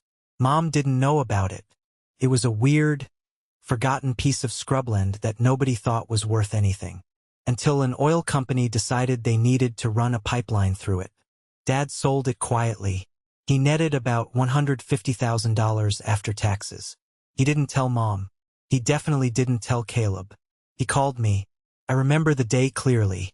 He took me out to lunch at a steakhouse, something he rarely did. He ordered a scotch, looked me in the eye, and slid a check across the table. "I need a favor, Mason," he said. I looked at the check. "Dad, what is this?" "That's my retirement. My real retirement. Not the pittance your mother and I have in the joint account." He leaned in, lowering his voice. "If your mother finds out about this, she'll want to renovate the kitchen, or take a cruise, or give it to the church. If Caleb finds out," he shuddered, "he'll beg for every cent until it's gone. So what do you want me to do?" "I want you to open an account. In your name. You manage it. Keep it safe. Grow it if you can, but mostly just keep it hidden. I'll give you 5% of whatever interest it earns as a management fee. But on paper, it's your money. If anyone asks, it's your savings." I was hesitant. "Dad, hiding assets isn't exactly." "It's not hiding assets, Mason," he interrupted, cutting into his steak. "It's asset protection. I'm protecting our future. When I get too old to work, this money is what's going to keep me out of a state-run nursing home. I trust you. You're the smart one. You're the smart one." That was the hook. I wanted his approval. I always wanted his approval. So I did it. I opened a high-yield savings account under my name, but I nicknamed it Project T in my personal ledger. I deposited the money. Over the last 2 years, Dad had dipped into it a few times, always for emergencies, always secretly. But mostly it just sat there, accruing interest. By the time Caleb hacked my computer, that account had roughly $20,000 in liquid cash in it. The rest I had locked up in long-term bonds that couldn't be touched easily. Caleb, being lazy, had grabbed the liquid cash. But here is where the financial ruin twisting knife comes in. Dad assumes, he fully believes that I have my own savings. And I do. I have a substantial amount saved up because I live below my means. But my personal money is in a completely different bank, specifically to avoid mixing funds with Dad's secret stash. Caleb didn't hack my bank. He hacked the bank where I kept Dad's money. But tonight, driving to their house, I realized neither of them knew that. I thought about all the times Dad bailed Caleb out. When Caleb got a DUI 3 years ago, Dad paid the lawyer $5,000 and told me, "Don't tell your mother." When Caleb racked up $12,000 in credit card debt buying inventory for his failed sneaker business, Dad paid it off.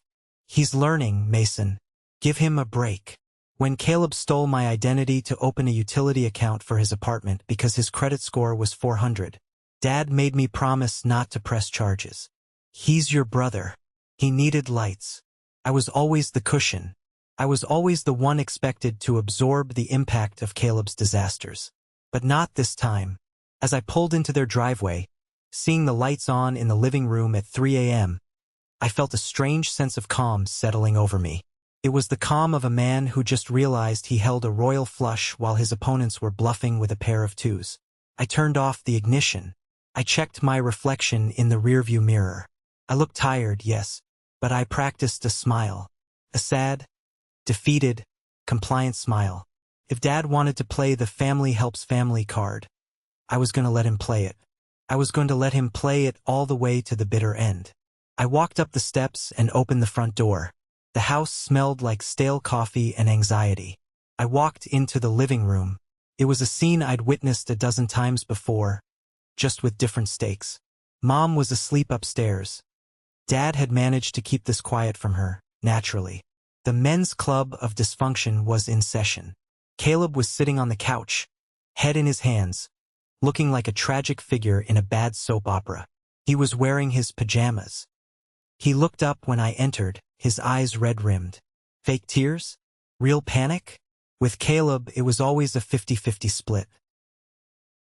Dad was standing by the fireplace, arms crossed, wearing his bathrobe. He looked furious. But as I stepped closer, I realized the fury wasn't directed at the thief. It was directed at the situation. "You're here," Dad said. "Not hello. Not I'm sorry. I'm here," I said, keeping my voice low. "Where is the money, Caleb?" Caleb sniffled. "I told you, Maze. It's in the exchange. I can't move it for 24 hours. But the graph is going up. I swear, by tomorrow noon, I can pay you back and keep the profit."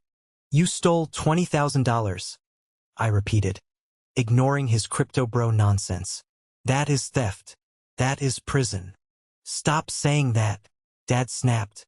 He walked over and stood between me and Caleb, physically blocking me from my brother. "Nobody is going to prison. Keep your voice down, your mother is sleeping." "Dad, he hacked my computer," I said, putting just the right amount of incredulity in my voice. "He used a RAT remote access tool. That takes planning. He didn't just stumble onto it. He's been spying on me." "I wasn't spying," Caleb shouted. I installed it a while ago just in case I needed to borrow a file or something. I was desperate, Mason. I owe people money. Bad people. If I didn't come up with 20 grand by Friday, they were going to break my legs." There it was. The shadowy loan shark excuse. A classic from the Caleb Greatest Hits compilation. "So you rob your family?" I asked. "I was borrowing it." "Enough." Dad slammed his hand on the coffee table. "Mason, sit down." I didn't sit. I stood my ground. "I want my money back, Dad, or I'm filing a police report. I have the logs. I have the proof." Dad took a deep breath. He massaged his temples. Then he looked at me with that look. The look of a disappointed patriarch dealing with a rebellious subject. "Mason," he began, his voice taking on that lecturing tone. "Look at your brother. Look at him. He's a mess. He's scared. He made a terrible judgment call." "A felony," I corrected. "A mistake," Dad barked. "He's in debt. He's drowning. You are doing fine. You just got that promotion last month. Didn't you? You have your investments. You have your condo.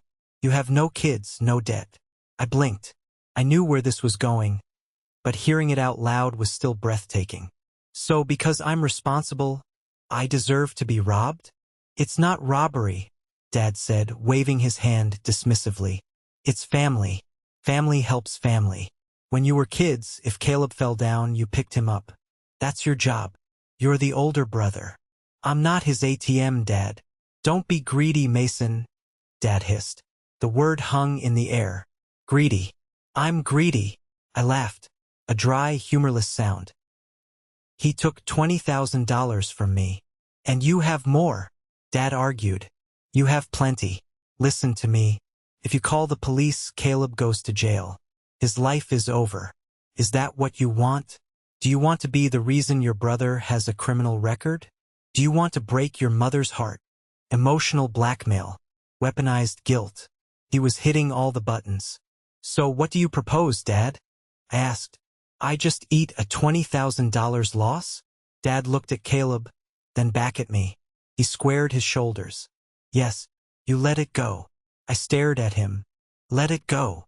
Consider it a contribution, Dad said, struggling to find the words. A contribution to saving your brother. He will pay you back eventually. We all knew that was a lie. But for now, you write it off. You don't report it. You don't tell your mother. You clear the debt. I looked at Caleb. He was watching me through his fingers, holding his breath. He looked like a child waiting to see if he was getting a timeout or ice cream. I looked at Dad. He was defiant, arrogant in his demand. He truly believed he had the right to redistribute my wealth because he was the father. But he forgot one tiny, crucial detail. He forgot that the savings account Caleb drained was the account he had asked me to set up. In that moment, I had a choice. I could scream, "That's your money, you old fool." I could reveal the secret. I could watch them panic. But if I did that, Dad would force Caleb to pay it back. Or Dad would sell something to replace it. Or worse, Dad would blame me for letting it get stolen. He would twist it so it was my fault for having weak security. No, that wasn't enough punishment. I needed to lock this in. I needed to make sure there was no way out for them when the truth dropped. Okay, I said. My voice was soft. Dad blinked, surprised by how quickly I folded. Okay, I repeated. You want me to let it go. You want me to treat this $20,000 as a gift to Caleb to get him out of trouble. You're telling me, as my father, that I should not expect this money back and I should not involve the authorities. Yes, Dad said, exhaling a huge sigh of relief. Exactly. That is the Christian thing to do. That is what a good brother does. And you promise? I said, looking Dad dead in the eye. That we never speak of this money again? That the debt is settled. I promise, Dad said. It's buried. Gone. Thanks, Maze, Caleb squeaked. Seriously, thank you. You won't regret this. I looked at my brother. I know I won't. I pulled out my phone. What are you doing? Dad asked, suspicious. Just turning off the fraud alert. I lied. I opened my voice memo app and stopped the recording I had started the moment I walked into the house. I'm going home, I said. I'm tired. Good man. Dad patted my shoulder. A heavy, patronizing pat. I knew you'd do the right thing. I walked out of the house into the cool night air. I got in my car, drove around the corner, and pulled over. I replayed the recording. Dad's voice was crystal clear. Don't be greedy. Consider it a contribution. You write it off. I smiled. A real smile this time. They wanted me to let it go. So I did. I let go of Dad's retirement fund. The next morning, the sun came up, but I didn't feel the usual hangover of sleep deprivation. I felt energized. I had work to do. I took the day off from my firm. I called in sick mental health day, which wasn't technically a lie. I had a very important meeting to arrange. I called Elena. Elena has been my friend since college. She's a contract lawyer, sharp as a tack and twice as dangerous.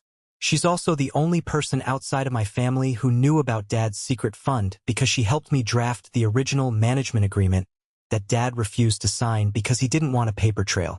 We met at a coffee shop downtown, far away from where Dad or Caleb might spot us.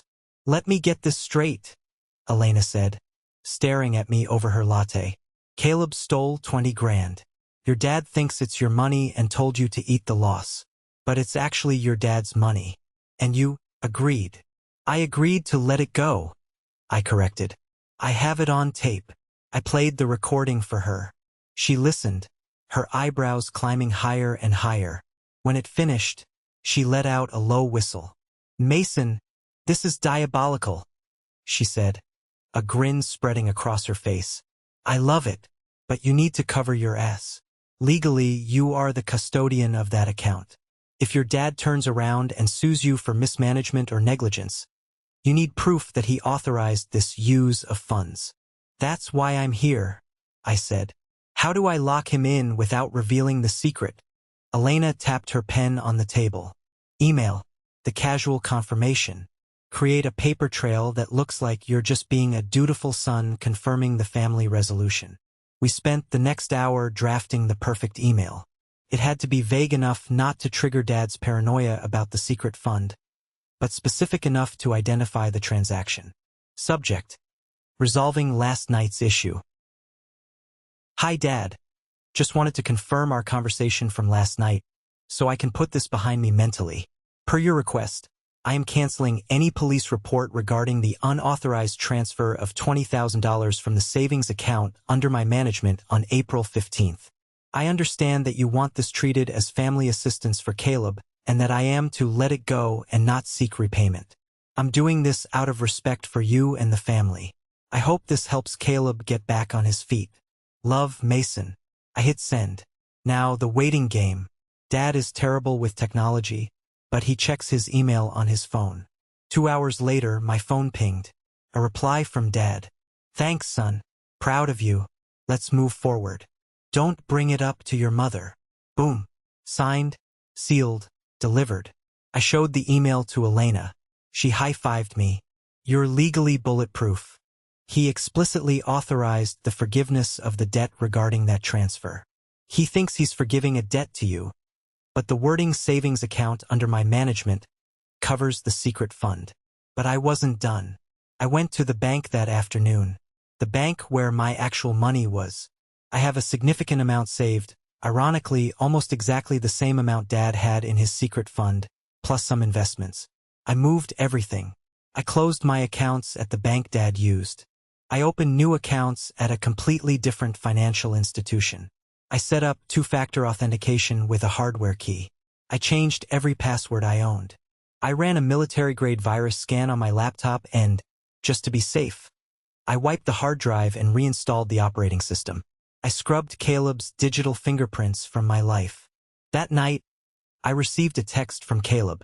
Hey bro, crypto crashed lol. Lost it all. Sorry. But thanks for being cool about it. Dad says you are a hero. I stared at the text. Lost it all. Of course he did. There was no sure thing. He probably dumped it into some pump and dump scam or just gambled it away on online poker. He wasn't sorry. The LOL proved that. He thought he had gotten away with it. He thought the Bank of Mason was open for business and the penalty for robbery was a stern lecture and a hug. I didn't reply. I poured myself a glass of wine, sat on my balcony, and looked at the city lights. I felt a strange sense of mourning. I was mourning the brother I wished I had. I was mourning the father I wished I had. But mostly I was waiting. I knew Dad's pattern. He ignored the secret fund for months at a time, letting it grow. But eventually he'd want to check on his nest egg. Or he'd find another investment. Took 3 months. Summer rolled in. The humidity in the city rose, and so did the silence between me and my family. I stopped going to Sunday dinners. I told Mom I was busy with work. Dad didn't push it. He probably thought I was still sulking about the money. He liked that. He liked thinking I was making a sacrifice for him. Fed his ego. Then came the phone call. July 12th. I was at my desk at work when Dad called. It was 10:30 a.m. Mason. He sounded excited. Breathless. I need you to come by tonight and bring the laptop. What's up, Dad? I asked, keeping my voice neutral. I found it, he said. A foreclosure. A commercial property just outside of town. The guy is desperate. He needs cash fast.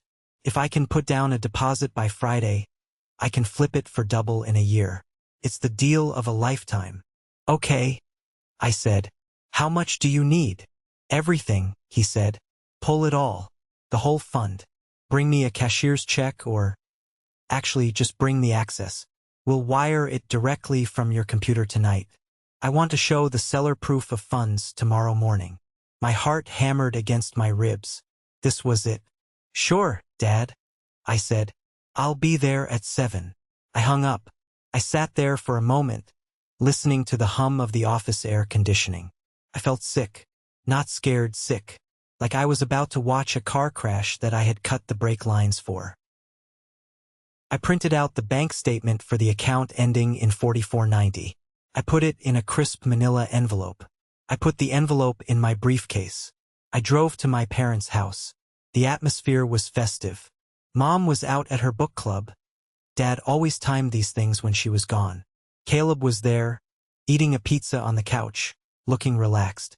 He'd clearly forgotten all about the incident in April. Why shouldn't he? He faced zero consequences. Mason! Dad greeted me with a wide grin. He poured me a scotch. Celebration tonight, boys. This property is going to set us up. I'm thinking of finally retiring next year. He was spending the money in his head. He was already remodeling the kitchen, buying the boat. That sounds great, Dad, I said, taking the drink. I didn't sip it. All right, let's get to business. Dad rubbed his hands together. Open up the magic box. Let's see the total. With interest, we should be sitting pretty. I set my briefcase on the dining table. Caleb wandered over, chewing on a slice of pepperoni. Can I get a cut for finding the emotional support? He joked. I didn't smile. I opened the briefcase. I didn't take out my laptop. I took out the manila envelope. I didn't bring the computer, I said. But I brought the latest statement. Dad looked confused. Why? We need to transfer it. Read it first, I said, sliding the envelope across the mahogany table.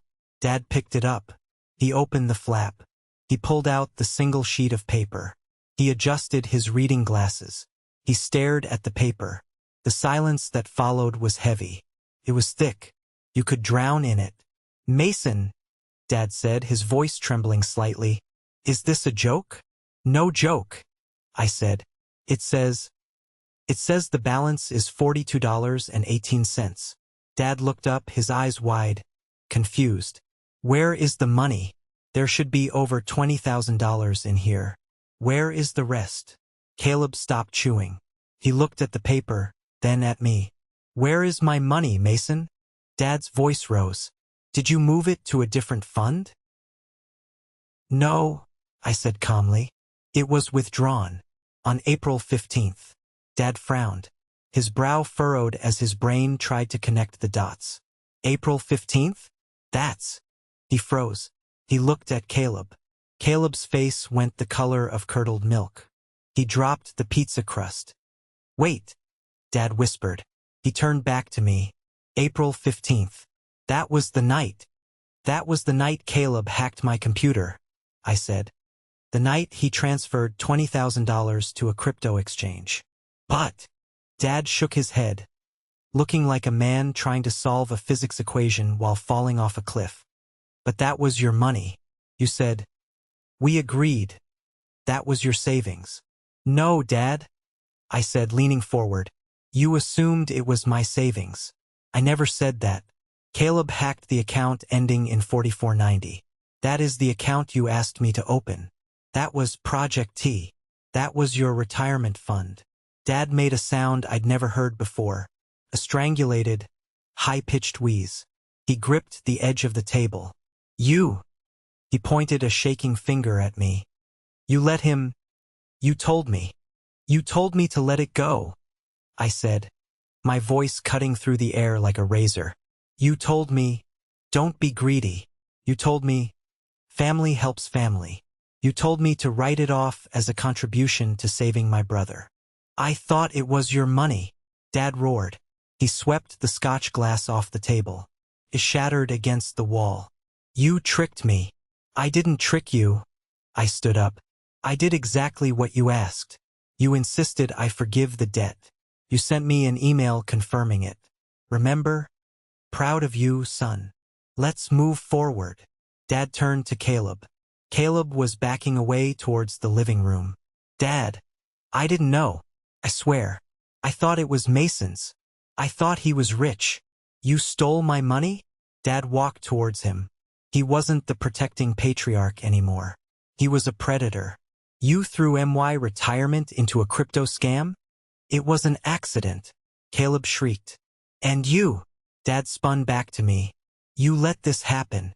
You could have stopped it. You could have called the police. I tried. I shouted back, finally letting the anger out. I tried to call the police.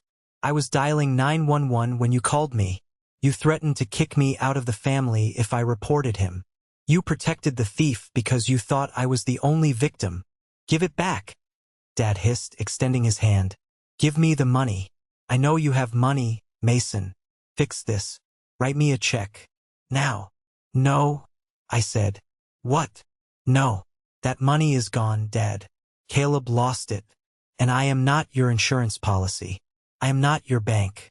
You wanted to bail him out? Congratulations. You just did. With your own cash. I will sue you, Dad screamed. Spittle flew from his mouth. I will sue you for every penny. Go ahead. I pulled out my phone. I tapped the screen and played the recording. Don't be greedy, Mason. Consider it a contribution. You write it off. Family helps family. Dad's voice filled the room, mocking him. He stared at the phone. He looked at Caleb. He looked at the shattered glass. He realized he was trapped in a cage he had built himself. The violence wasn't cinematic. It was pathetic. Dad didn't punch Caleb. He lunged at him and grabbed him by the collar of his t-shirt. They wrestled clumsily into the living room, knocking over a lamp. You useless parasite. Dad was screaming. That was everything. That was my pipeline money. Get off me. Caleb pushed Dad. Dad stumbled back and fell onto the couch, breathing hard, clutching his chest. Stop it. I yelled, though I didn't move to intervene. Both of you stop. Dad glared at Caleb with pure hatred. It was the first time I'd ever seen him look at the golden child without the rose-colored glasses. The money was gone. The spell was broken. Get out, Dad wheezed. Dad, wait. Caleb pleaded. Get out. Dad roared. Get out of my house. You thief. You stole from your own father. I didn't mean to. Caleb was crying now, ugly sobbing. He looked at me. Mason, tell him. Help me. I looked at Caleb. I looked at the brother who had bullied me, used me and stolen from me, always hiding behind Dad's legs. I can't help you, Caleb, I said. I'm just the greedy one, remember? Caleb ran out the front door. We heard his car start and peel out of the driveway. Silence returned to the room. Dad sat on the couch, head in his hands. He looked old. Suddenly incredibly old. Mason, he whispered. He didn't look up. Fix this, please. I know you have savings. You have to help me. If your mother finds out. Mom isn't going to find out from me, I said. But I'm not giving you a dime. Dad looked up. His eyes were wet. How can you be so cruel? I'm your father. And he's my brother. I pointed to the empty door. You taught me that family helps family. Well, you just helped him. You gave him $20,000. You should be proud. That was a very generous gift. It wasn't a gift. It was when it was my money, I said coldly. It only became a theft when it turned out to be yours. I picked up my briefcase. Where are you going? Dad asked, panic rising in his voice. I'm going home. I have work tomorrow. You can't leave me like this. What am I going to do? I don't know, Dad. Maybe you should have thought about that before you told a victim to shut up and take it. I walked to the door. Mason, Dad yelled. If you walk out that door, don't come back. I stopped. I turned around one last time. Dad, I said. You used that threat 3 months ago. It worked then. It doesn't work now. Because I've realized something. I don't need you. You need me. And you just lost me. I walked out. I closed the door gently behind me. I got in my car. My hands weren't shaking this time. I felt light. I felt like I had just dropped a heavy backpack I'd been carrying for 30 years. My phone started blowing up immediately. Texts from Dad. Calls from Caleb. Mason, please. You ungrateful brat. We can work this out. I didn't block them. Not yet. I wanted to see them panic. I wanted to watch the consequences unfold. I drove home, the city skyline glittering ahead of me. I thought about the $20,000. It was a lot of money, but as I merged onto the highway, I realized it was the best money I had ever spent. It was the price of my freedom. The silence of my new apartment was different from the silence in my old home office. It wasn't the heavy, suffocating silence of anxiety or the waiting game. It was the silence of peace. It has been exactly 14 months since I walked out of my parents' house, leaving a shattered Scotch glass and a shattered family on the floor. 14 months of no contact. 14 months of blocking unknown numbers. 14 months of finally breathing oxygen that wasn't tainted by guilt. I was standing on my balcony, holding a cup of espresso, made with a machine that cost more than my first car, looking out over the skyline. It was a Saturday morning. The air was crisp. My phone buzzed on the patio table. I didn't flinch. I didn't feel that old spike of cortisol. I picked it up. It was a notification from my investment portfolio. My personal assets, the ones I had aggressively protected and moved to a new institution, were up 12% this quarter. I had just closed a deal at work that secured my promotion to senior analyst. My salary had nearly doubled. I had a girlfriend, Sarah, who knew the whole story and, unlike my family, actually respected my boundaries. Life was good. It was boring, stable, and incredibly good. But the universe has a way of balancing the scales. You can't have this much peace without someone else paying the price for the chaos. The buzzer to my building rang. I frowned. I wasn't expecting anyone. I checked the video intercom. It was a woman. She was wearing a large sun hat and sunglasses, looking like she was trying to be incognito but failing miserably. It was Aunt Karen, Dad's sister, the family's official historian and unofficial stirring spoon. I debated not buzzing her in. I really did. But curiosity is a dangerous thing. And part of me, the part that had smiled when I drove away that night, wanted to know. I wanted the epilogue. "Come up," I said into the intercom. 5 minutes later, Aunt Karen was sitting on my white leather sofa, looking around my apartment with a mixture of awe and judgment. She clutched her purse like it contained state secrets. "You've done well for yourself, Mason," she said, her voice tight. "Very well. Considering." "Considering what, Aunt Karen?" I asked, setting a coaster down for her water. I didn't offer her coffee. Coffee is for guests I want to stay. "Considering you abandoned your family in their darkest hour," she snapped. There it was. The guilt trip. It arrived right on schedule like a commuter train. I sat in the armchair opposite her, crossing my legs. I didn't abandon anyone. I removed myself from a crime scene. There's a difference. "How are they?" Karen sighed. A long, dramatic exhale that rattled her jewelry. "It's bad, Mason. It's catastrophic." She leaned in, her eyes wide with the thrill of gossip disguised as concern. "Your father lost the house." I blinked. I expected bad news, but not that fast. "The house? The one they've lived in for 30 years. Foreclosure." She whispered the word like it was a curse. "After you left, after the incident with the money, your father spiraled. He was obsessed with that commercial property deal. He was convinced it was the only way to make back the money Caleb lost. He tried to leverage the house to get a hard money loan because he didn't have the cash deposit." I nodded slowly. That sounded exactly like Dad, doubling down on a bad hand. "He got the loan," Karen continued. "High interest, predatory stuff. He put everything into the deal. But the commercial property had a lien on it he didn't know about. The deal stalled. The investors pulled out. The hard money lenders came collecting. And he didn't have the liquidity," I finished for her. "He had nothing," Karen said, "because the secret fund was gone." She looked at me pointedly. She knew about the fund now. Obviously, in the screaming match that followed my departure, Dad had spilled everything. "So, they're homeless?" I asked, keeping my voice neutral.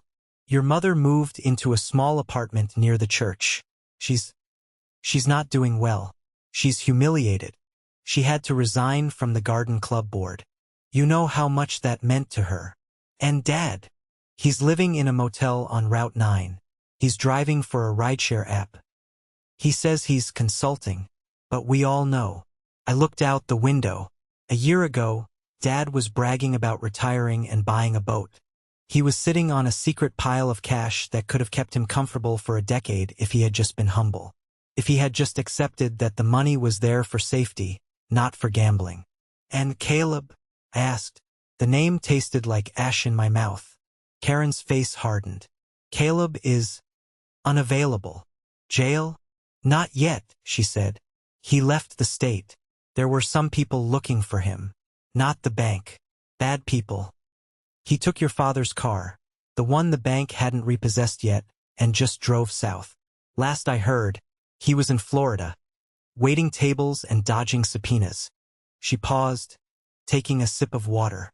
Then she looked at me with those piercing eyes. Mason, your father is 70 years old. He's driving strangers around at night to pay for a motel room. Your mother is living off Social Security. And here you are. She gestured around my apartment. You have so much. You could help them. You could fix this. One check from you could get your mother into a nice condo. It could get your father off the road. This was the moment. This was the test. The flying monkey had delivered her payload. The guilt was laid out on the table, throbbing and raw. Family helps family. I looked at Karen. I thought about Mom, humiliated but safe. I thought about Dad, his ego finally crushed under the weight of his own decisions. Aunt Karen, I said softly, do you know why I didn't call the police that night? Because your father asked you not to, she said. No, I didn't call the police because I wanted them to learn. Dad spent his whole life bailing Caleb out. He used his retirement money he hid from his wife, to enable a thief. If I write a check now, what happens? Does Dad learn? Does Caleb learn? They've suffered enough. Karen cried. Where is your compassion? My compassion was giving them a choice, I said. Dad chose Caleb over me. He chose to protect a felony over my dignity. He told me to let it go. So I let it go. I let them go. I stood up. I'm not writing a check, Karen. Not today. Not ever. Because if I solve this problem for them, Dad will find another deal of a lifetime next week. And Caleb will find another account to hack. I'm breaking the cycle. Karen stood up, her face red. You're cold, Mason. You're ice cold. Your father was right. You care more about money than blood. No, I said, walking her to the door. I care about peace. And I paid $20,000 for it. I think that's a fair price. She huffed and stormed out. I watched the elevator doors close on her judgmental face. I went back to the balcony. I should have felt guilty. That's what we're programmed to feel, right? When our parents are suffering, we're supposed to bleed for them. But I didn't feel guilty. I felt vindicated. However, there was one loose end. One tiny, nagging detail that only I knew. I went to my desk and unlocked the bottom drawer. I pulled out a file. Inside was a cashier's check I had drawn up 6 months ago. See, when Dad set up the secret fund, he promised me 5% of the interest as a management fee. But I had managed the money aggressively. I had moved it into high-yield bonds and index funds before Caleb drained the liquid cash. The principal, the original land money, was what Caleb stole and lost.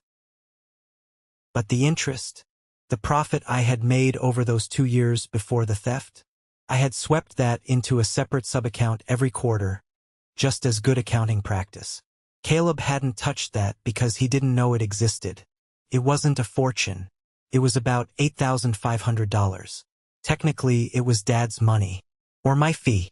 It was a gray area. But I didn't want a gray area.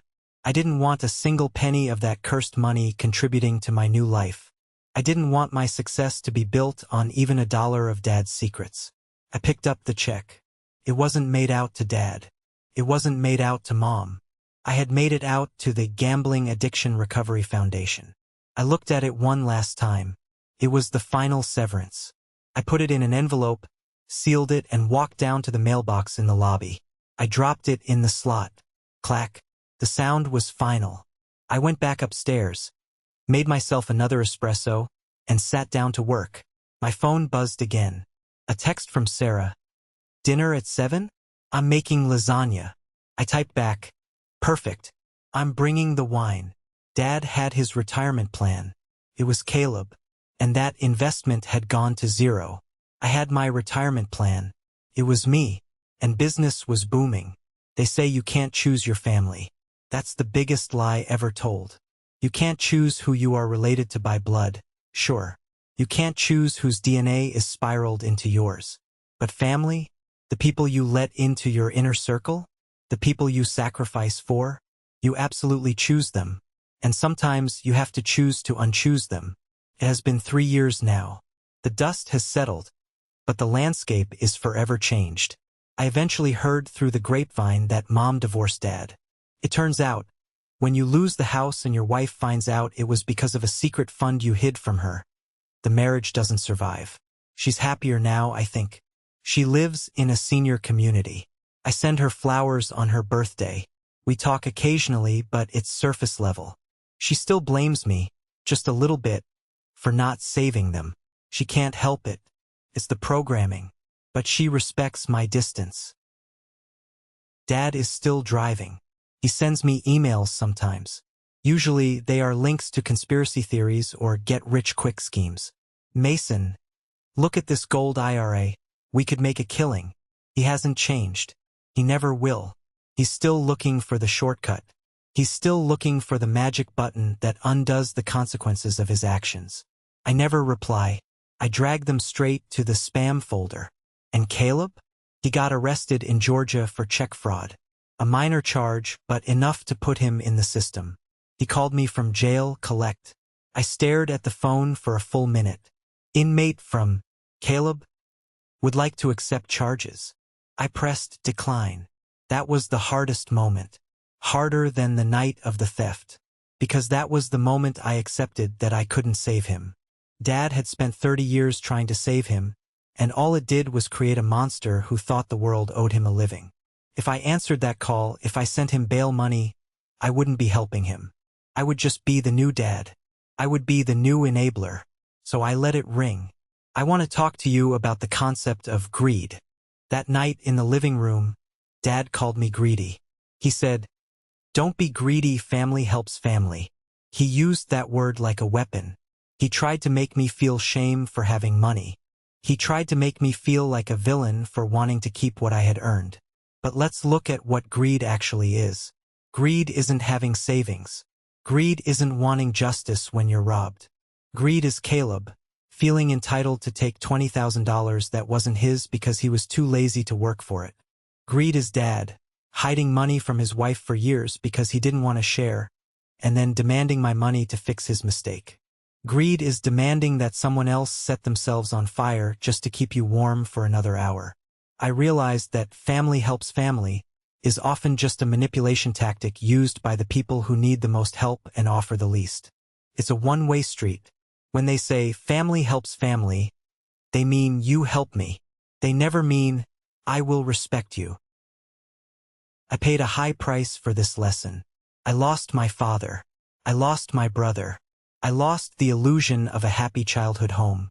But I gained something much more valuable. I gained my sovereignty.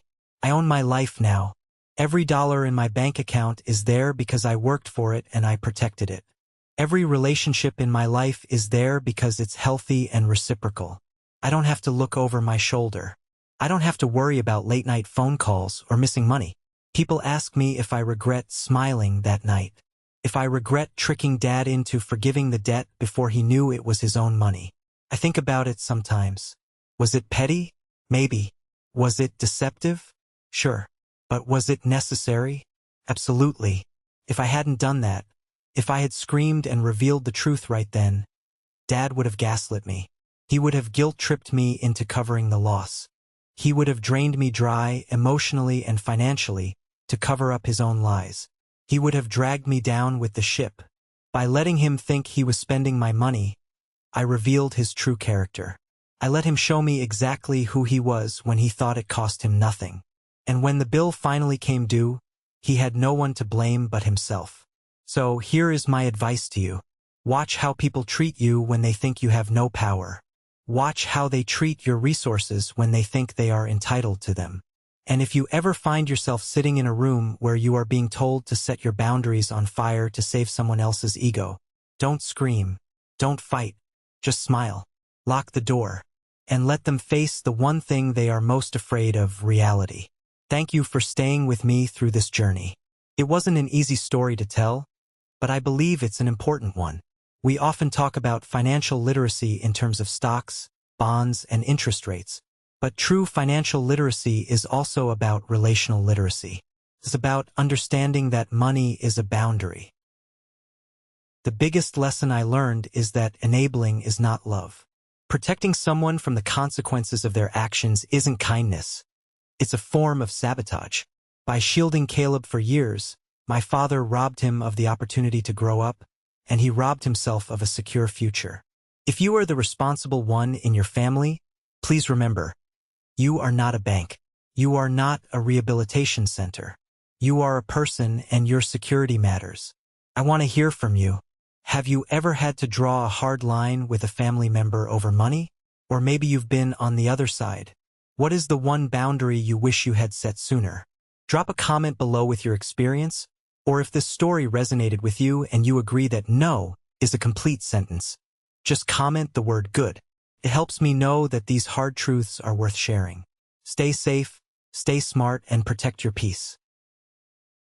My name is Joshua. I'm 28 years old, and my parents left me to die in a hospital because my brother needed a ride home from the dog park. Before I tell you what was in the letter that made their whole world crumble, let me know where you're listening from in the comments below. It feels good to know there's a world out there beyond the four walls I grew up in. It all started with a phone call. Not a call from me. I was a little busy being unconscious at the time.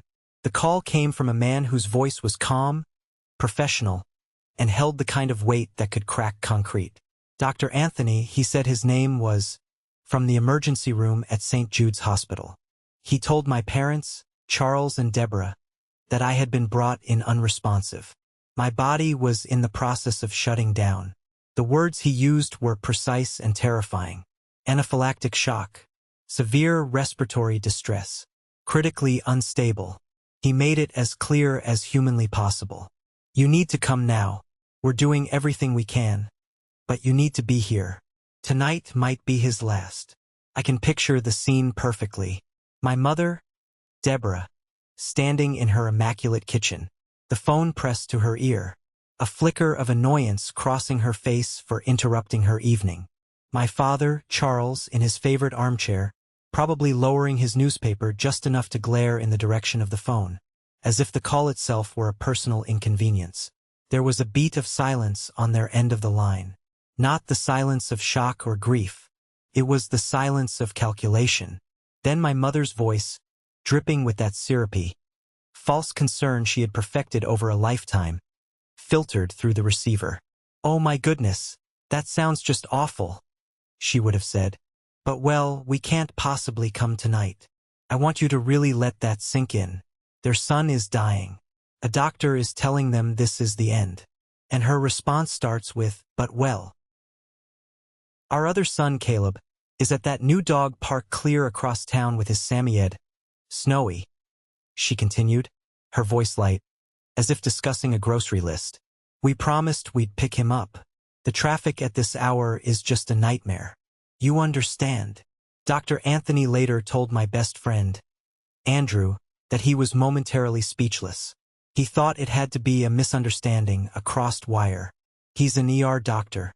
He's seen the worst of humanity, but this was new. So he pressed, "Ma'am, with all due respect, I don't think you grasp the severity of the situation. Your son may not survive the night. He needs his family." That's when my father's gruff voice must have taken over the call. I can hear him now, the impatience rattling in his throat. "We heard you. We'll try to check in tomorrow." Then the click of the line going dead. They never came. The night passed, then a day, then another, a full week. 7 days of machines breathing for me, of 4 lines pumping life-saving drugs into my veins, of nurses who barely knew me treating me with more compassion than my own blood. I woke up alone. I recovered alone. And in that silence, in that sterile white room where the only sound was the rhythmic beeping of the heart monitor. Something in me finally broke. Or maybe it finally fixed itself. Finally, on the 8th day, Charles and Deborah decided to grace the hospital with their presence. They must have rehearsed their worried expressions in the car ride over. They probably practiced the breathless rush into the room, the tearful explanation about traffic or work or stress. But when they pushed open the door to room 304, they found nothing but a void. The bed was perfectly made, the sheets tucked with military precision.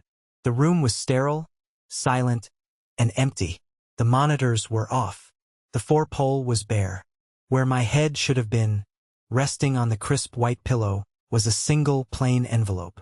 No name on it, just a white rectangle stark against the hospital linen.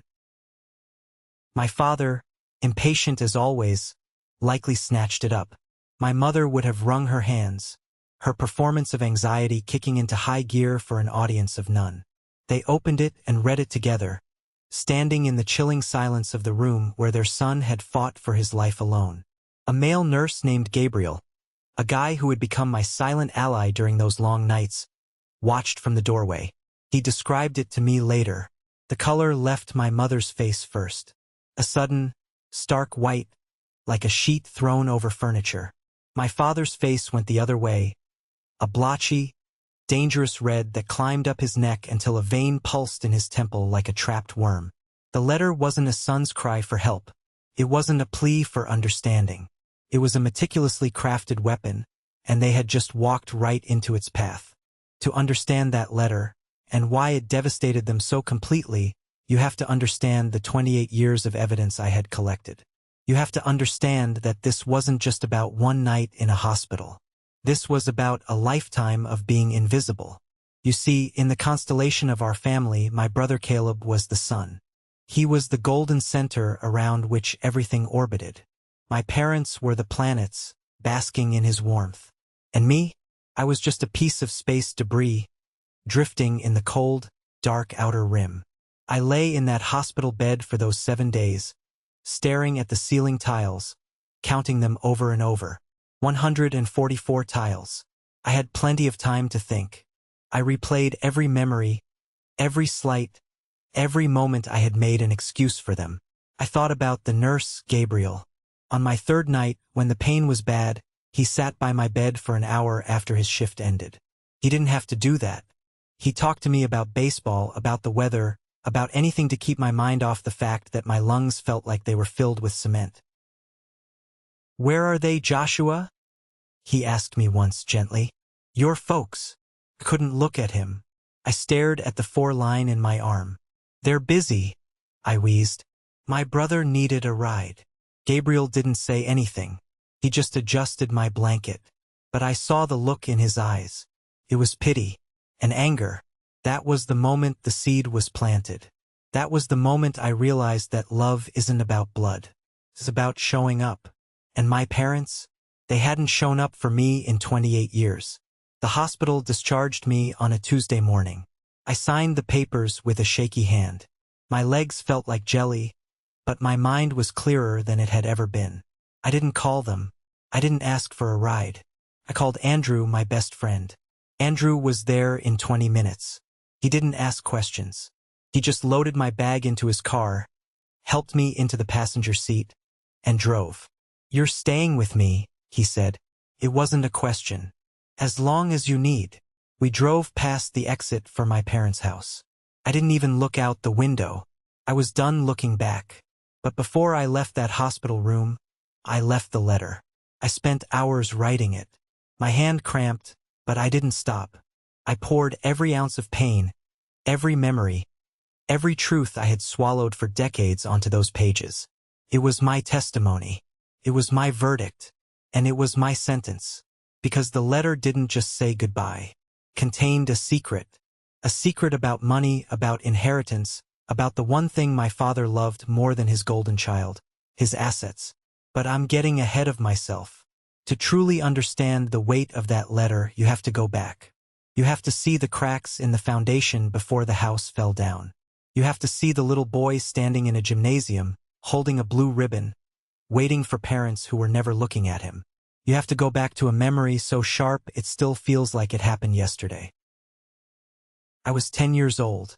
The air in the school gymnasium was thick with the smell of floor wax and the electric buzz of 100 kids high on sugar and accomplishment. It was the district science fair. I was holding a first-place ribbon. The blue was a shocking, beautiful color against my sweaty palm. My project was a masterpiece of fifth-grade engineering, a working model of a volcano, but not the simple baking soda kind. I had built a cross-section showing the magma chamber, the vents, the tectonic plates. I had spent weeks on it, staying up late with a flashlight under my covers to glue the papier-mâché. It didn't just bubble. It erupted on command, a controlled flow of red-dyed vinegar and foam that wowed the judges. It was glorious. I didn't walk home that day. I floated. The ribbon was my trophy, my proof. See, it said, I'm here. I matter. I did something good. I burst through the back door of our house, my voice a high-pitched yell. I did it. I won. Mom, Dad, I got first place. They were in the backyard. Their backs were to me. All their focus, all their energy, was a laser beam pointed at my 4-year-old brother, Caleb. He was on a shiny new bicycle with training wheels, his face a mask of concentration, his little legs pumping furiously. My dad, Charles, was jogging beside him, one hand hovering over the back of the seat, a constant stream of encouragement flowing from his mouth. You got it, son. That's it. Look at him go, Deborah. My mom was a few feet away, documenting the historic event with a giant camcorder, narrating his every wobble for a future audience. Look, I tried again, stepping onto the patio, holding the ribbon up higher as if its altitude would make it more visible. First place, in the entire school. My mother, without taking her eye from the viewfinder, waved a dismissive hand in my general direction. That's wonderful, Joshua. Shoo, not so loud. You'll make your brother lose his focus. She zoomed in on Caleb. You're doing it, sweetie. Look at you. Oh, Robert, did you see that? He almost had it. A moment later, Caleb veered sharply to the left. He wasn't going fast, maybe 2 miles an hour, and he tipped over into a large azalea bush. It was a soft landing. He didn't even hit the ground hard. But the world stopped. My parents rushed to him as if he'd been shot. The bike was pulled away. Kisses were administered. A tiny, barely visible scratch on his knee was inspected with the gravity of a battlefield triage unit. Oh, my poor baby, my mother cooed, gathering him into her arms. Are you okay, Charles? Get the first aid kit. My glorious blue ribbon felt like a piece of trash in my hand. I stood there on the patio, watching them fuss over a scratch that didn't even bleed, while my victory turned to ash in my mouth. I quietly went to my room, shut the door, and placed the ribbon on my desk. It sat there for weeks, a curling, dusty monument to the day I learned the fundamental law of our family's physics. All attention, all praise, all love orbited the sun that was Caleb. I was just a distant, cold planet. This wasn't a one-time event. It was a pattern woven into the fabric of our lives. When I was in high school, I was a swimmer. I wasn't naturally gifted, but I was disciplined. I was up every morning at 4:30 a.m., smelling of chlorine before the sun was up. I pushed my body because in the water, silence was normal. In the water, I was in control. The hard work paid off when I qualified for the state championship my junior year. It was the biggest meet of my life. My parents promised they would be there. They even bought a new banner to hang on the bleachers. The morning of the meet, Caleb woke up with a sniffle. Not a fever, not the flu, a sniffle. My mother took his temperature. It was normal, but she declared he was coming down with something and needed round-the-clock care. We can't leave him, Joshua, she said, her hand feeling Caleb's cool forehead. He needs us. But Mom, I pleaded, standing in the kitchen in my team warm-ups. It states, you promised. You've always been the strong one, Joshua, she said, turning her back to me to pour Caleb some orange juice. You're so independent. You'll be fine. Take care of yourself. You've always been the strong one. That wasn't a compliment. It was a dismissal. It was a job description. And the job description was simple. Take care of yourself because all our resources are allocated elsewhere. I swam my heart out that day. I placed third in the state. I stood on the podium, water dripping from my hair, and looked up at the stands. I saw the other parents cheering, waving signs, hugging their kids. I saw the empty space where my family should have been. I accepted the medal, felt heavy and cold against my chest. I built a fortress of self-sufficiency around my heart, believing that if I asked for nothing, I could never be disappointed. But disappointment is a funny thing. It's a leaky faucet. You can ignore it, but eventually, it will flood the whole house. The fortress I'd built began to crumble when I was 16. It started subtly, a fatigue that wasn't just tiredness. It was a leaden weight in my bones, a series of strange, migrating rashes, a deep, aching pain in my joints that felt like an old man's arthritis. I tried to hide it. Being sick was not an option in my family. It was a form of weakness, and worse, an inconvenience. But you can't hide your body's betrayal forever. One morning, I couldn't get out of bed. The pain was so intense that the simple act of swinging my legs to the floor felt like climbing a mountain. My mother's reaction was not concern, but irritation. "Joshua, you have a calculus exam today. You can't just not feel like it." It took 3 more episodes like that, and a call from the school nurse after I nearly passed out in class, for them to finally take me to a doctor. The journey to a diagnosis was a long maze of appointments, blood tests, and specialists. I mostly went alone. My parents were always stuck in a meeting or had to take Caleb to soccer practice. Finally, the diagnosis came from a rheumatologist, Dr. Jonathan. A severe autoimmune disorder. My immune system was attacking my own healthy tissues. We all sat in Dr. Jonathan's office as he explained this. I watched my parents' faces. I saw no fear for my health, no wave of parental protectiveness. I saw my father's jaw tighten as he processed the financial implications. His first question, cutting the doctor off mid-sentence, was, "So what's the bottom line? How much is this treatment going to set us back?" My mother took a different approach. She put on her martyr face. "Well," she sighed, placing a theatrical hand on my arm. "It's mind over matter, isn't it? Joshua just needs to be tougher. He needs to fight this mentally." Dr. Jonathan looked at her over his glasses. "Mrs. Thompson, this is a physiological condition. It requires medication and lifestyle changes. It is not something he can think away." She smiled a tight, patronizing smile. "We believe in resilience in this family." Life changed. My illness became a line item in the family budget and a frequent topic of their hushed, resentful arguments. "Another $300 for this prescription?" my father would mutter, looking at the bill as if it were a speeding ticket I had gotten on purpose. They weaponized my condition. If I was too tired for a family function, I wasn't sick. I was being antisocial. If I had a food sensitivity, I was being picky.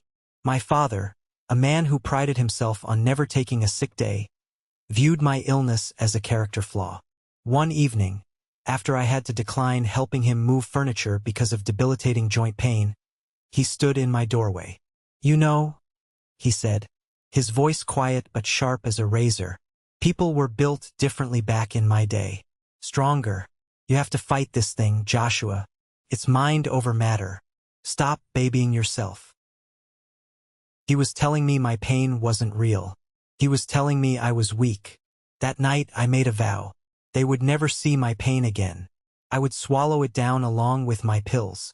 I would become a master of disguise, wearing a mask of perfect health. I would be so strong that I would eventually break. And break I did. But not before they delivered the ultimate betrayal. The Great Divergence began the spring of my senior year of high school. I'd been accepted to the State University's engineering program. It was a top-tier school, renowned for its rigor. It wasn't an Ivy League, but it was excellent, and for a kid who loved solving problems, it was a dream. With my grades, I had secured some scholarships, but there was still a significant financial gap. I had calculated it down to the penny. It was doable, but I needed help for the tuition. That's when my parents called a family meeting, which was always code for them delivering a unilateral decision. We sat at the kitchen table, the same table where my achievements had always gone to die. My father, Charles, sat at the head, shuffling papers. He looked like a CEO about to lay off an employee. "Joshua, we've reviewed our assets," he said, the words sterile and rehearsed. "With the economy the way it is, and with Caleb's future to think about, our hands are tied. We won't be able to provide financial support for your tuition." My stomach dropped. I knew they had a college fund. I had heard them talk about it for years. But what about the fund? I asked, my voice trembling slightly.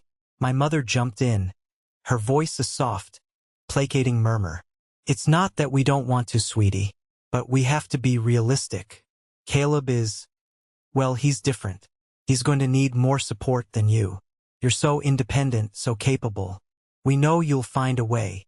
Then came the phrase that still haunts me. "It'll be a great character-building experience for you," my father said, closing the folder. "A man appreciates what he earns." Character building. The two most terrifying words a parent can say to their child when they have the means to help but choose not to.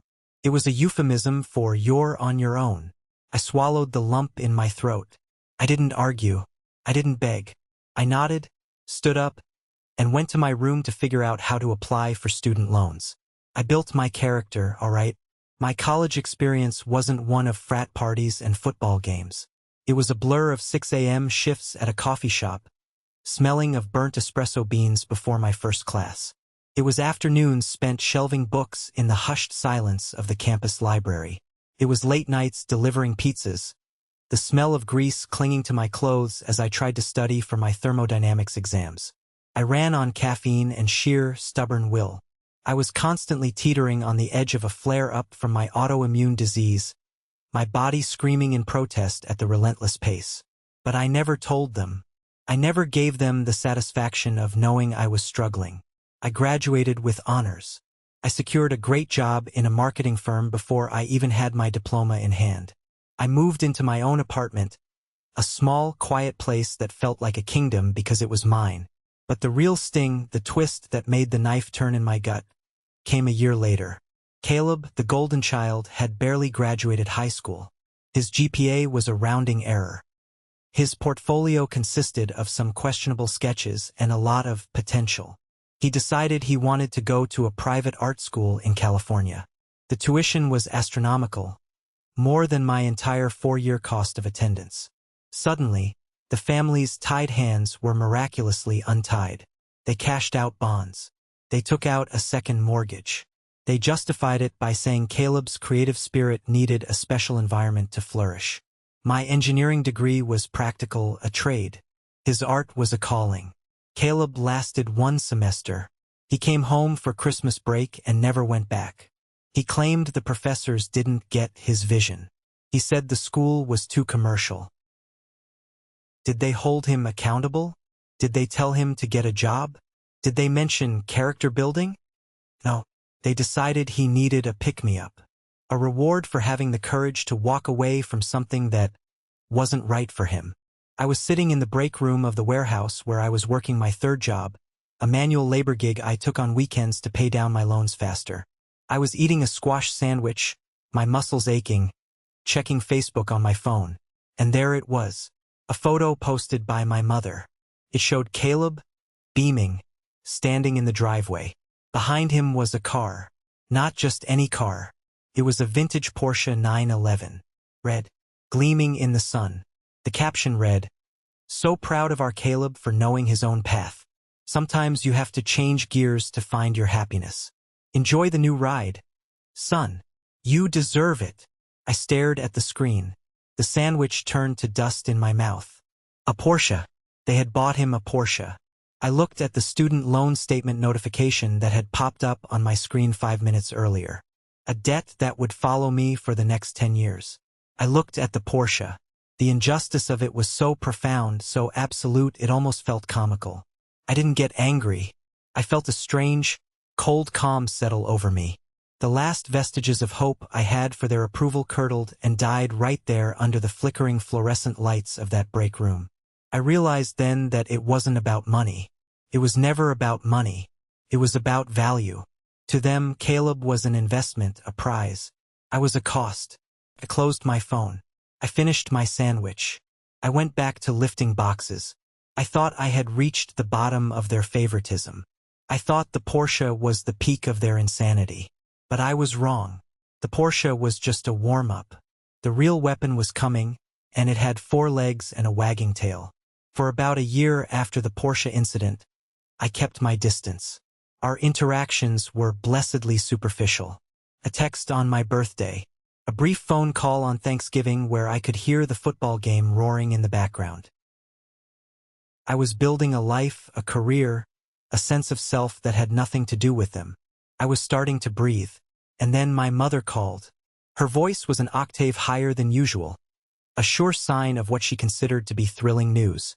Joshua, you are not going to believe the wonderful news. Caleb has a new roommate. I was instantly on guard. He's getting a roommate? I thought he liked living alone. Oh, it's not a person, silly. She laughed. A bright, tinkling sound that always set my teeth on edge. It's a puppy. My stomach tightened. A dog. The most divine purebred Samoyed you have ever seen. All white and fluffy, like a little cloud. Caleb named him Snowy. Mom, I said, my voice dropping. A Samoyed? Yes. Isn't that cute? Mom, they have a double coat. They are shedding machines. You know I'm allergic. Oh, Joshua, don't be negative. Caleb has been feeling a bit aimless lately. You know how artists are. And we all agreed that a dog would give him a sense of purpose. It's for his emotional well-being. The words hit me like a physical blow. Emotional well-being. Mom, I said, trying to keep the tremor out of my voice. It's not just allergies. It's the asthma. It's the immune triggers. You know what Dr. Jonathan said years ago? If I'm around that much dander, my throat closes up. It's dangerous. My entire medical file was a testament to this. My specialist had sat them down himself when I was a teenager. He had drawn them a diagram. He had used the words life-threatening. Her response was a puff of air, a complete dismissal. Oh, Joshua, don't be so melodramatic. It's not like you're living here day to day. You're 30 minutes away. And besides, you can just take a pill. They have wonderful antihistamines these days. You can take a pill. That means I can never come home again, I stated, the words tasting like ash. Not for Christmas. Not for your birthday. I can't step foot in that house if that dog is there. Well, that's a choice you'll have to make, isn't it? Her voice hardened, the sweetness evaporating to reveal the steel underneath. We are not going to deny your brother something that brings him so much joy just because of your sensitivity. My sensitivity, like it was a personality quirk, like I had chosen to have a body that tried to kill itself. Mom, please, there are hypoallergenic breeds. Poodles. Terriers. Why a Samoyed? Because that's the one Caleb wanted, she snapped. End of discussion. They had chosen the dog. And in doing so, they had made it perfectly, painfully clear that there was no longer any room in the family for me. I held my ground for 2 months. 2 months of radio silence. I ignored their texts. I let their calls go to voicemail. But then my birthday rolled around. The big 2-8. A text from my mom arrived. Thinking of you on your special day. We miss you.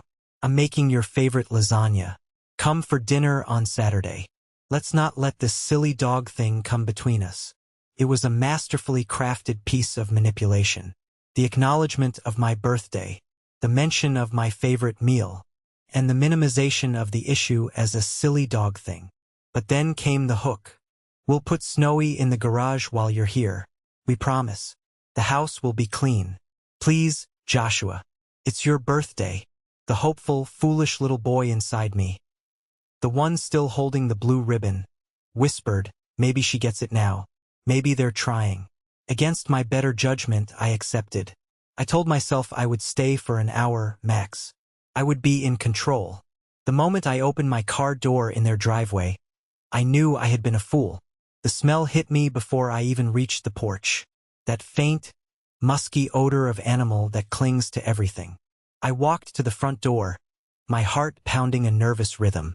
Before I could even ring the bell, it swung open. My mother stood there, beaming, and at her feet, a giant, fluffy white creature, its tail wagging furiously. Snowy. My breath hitched. Mom, you promised. You said he'd be in the garage. Her smile didn't falter. Oh, I couldn't bear to lock him up all alone in the dark. He's part of the family now. Don't worry, I vacuumed. She said, I vacuumed.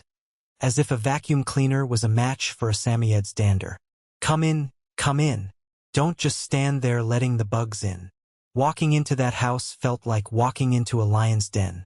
Every surface seemed to be coated in an invisible layer of my own personal kryptonite. My father, Charles, grunted a hello from his recliner, his eyes glued to the golf tournament on TV. Caleb was in the kitchen, cooing at the dog as he gave it a piece of cheese. He glanced at me and I saw it, a flicker of something triumphant in his eyes, a smirk. He knew exactly what this meant. The dinner was torture. I could feel my body starting to react almost immediately. It began as a tickle in the back of my throat. I tried to ignore it. Then my eyes started to itch, a maddening, persistent burn. I surreptitiously popped 2 of my strongest antihistamine pills, praying they would hold back the tide. The conversation, of course, was all about Caleb and the dog. We heard about Snowy's puppy training classes, Snowy's favorite squeaky toy, a hilarious anecdote about Snowy chewing up my father's slippers. My father, who had never once shown interest in my engineering career, was utterly captivated, laughing and asking questions. So, Joshua, my mother said, finally turning to me as she served the lasagna, tell us something interesting. How's that marketing job? The question was a perfunctory afterthought. Before I could answer, I was seized by a coughing fit. A dry, hacking cough that I couldn't stop. I grabbed my water glass, my knuckles white. My mother sighed. The sound was sharp and annoyed. For heaven's sake, Joshua, are you catching a cold? You should really take better care of yourself. It's not a cold, Mom, I rasped, my voice getting hoarse. It's the dog. I'm having a reaction. My chest was getting tight, a familiar and terrifying sensation, like a band was being cinched around my lungs. Oh, stop it, she snapped, her voice losing all pretense of warmth. You are being utterly dramatic. You're fine. You are ruining a perfectly lovely family dinner with all this negativity. Ruining it. I looked around the table. My father was scowling at me, annoyed by the interruption to his meal. Caleb was watching me with that same cold smirk, enjoying the show. I was struggling to breathe, my body screaming warnings at me, and to them I was just a party foul. Killjoy. I pushed my chair back, the legs scraping loudly against the floor. I have to go, I choked out, stumbling to my feet. You haven't even touched your lasagna, my mother said, her voice laced with accusation.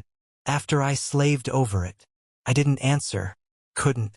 I just turned and fled out of that house. I fumbled for my car keys, my hands shaking. As I peeled out of the driveway, I glanced back at the dining room window. They were already eating. The ghost had left the table, and no one had even noticed.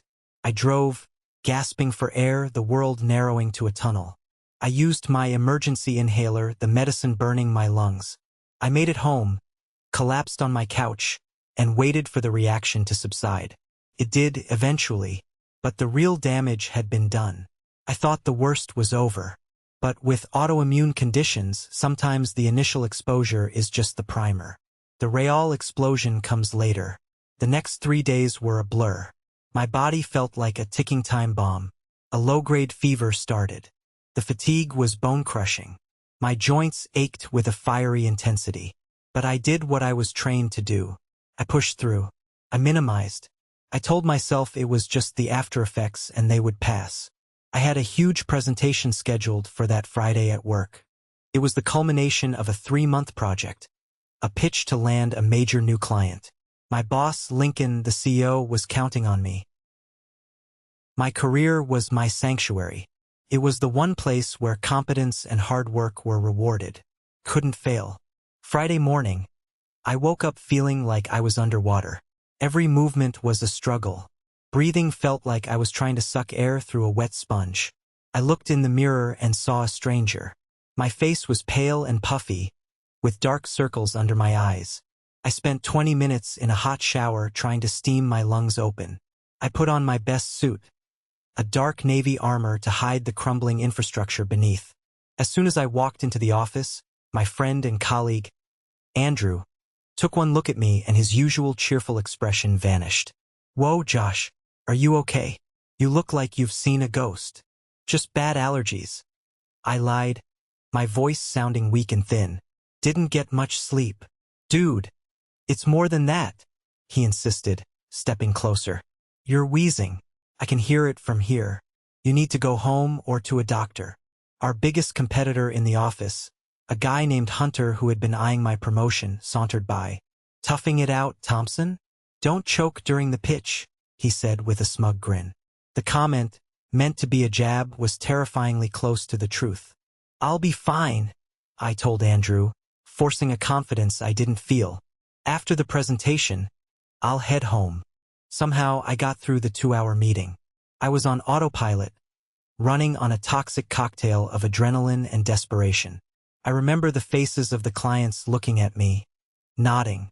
I remember the clicking of my slideshow. The moment the client smiled, shook Lincoln's hand, and left the conference room, the adrenaline evaporated. The world tilted. The conference table rushed up to meet me. I remember putting a hand out to steady myself, my legs turning to jelly. The last thing I saw was Andrew's face, his mouth open in a shout, his eyes wide with terror. Then nothing. I came to in a world of beeps and hushed, urgent voices. An oxygen mask was clamped over my face, forcing air into my starving lungs. Andrew was there, looking pale and scared. "Hey man," he said, his voice shaky with relief. "You're back. You really scared the hell out of me." He filled in the blanks. I had collapsed. My body had gone into full-blown anaphylactic shock. A severe, delayed reaction to the dander exposure combined with the stress. My airway had swollen almost completely shut. The office first aid team had performed CPR until the paramedics arrived and intubated me. Andrew had saved my life. "I tried your parents first," he explained, his brow furrowed with confusion. "Voicemail. I left a message. Said it was a serious emergency. Then I tried your brother. He actually picked up." "What did he say?" I managed to whisper through the mask. Andrew hesitated, clearly uncomfortable. He was weirdly casual. Said he was at the dog park with Snowy. I told him you'd collapsed, that you were on your way to the hospital, that it was bad. And he just said, "Huh? Okay, well, I'll shoot Mom and Dad a text." Then he said he had to go. The dog was chasing a squirrel. The casual cruelty of it stole what little breath I had. The dog was chasing a squirrel. A doctor came in then, Dr. Anthony. He explained just how close a call it had been. He said they had to keep me in the ICU for monitoring. "The nurse just got through to your parents," he said, giving my shoulder a reassuring squeeze.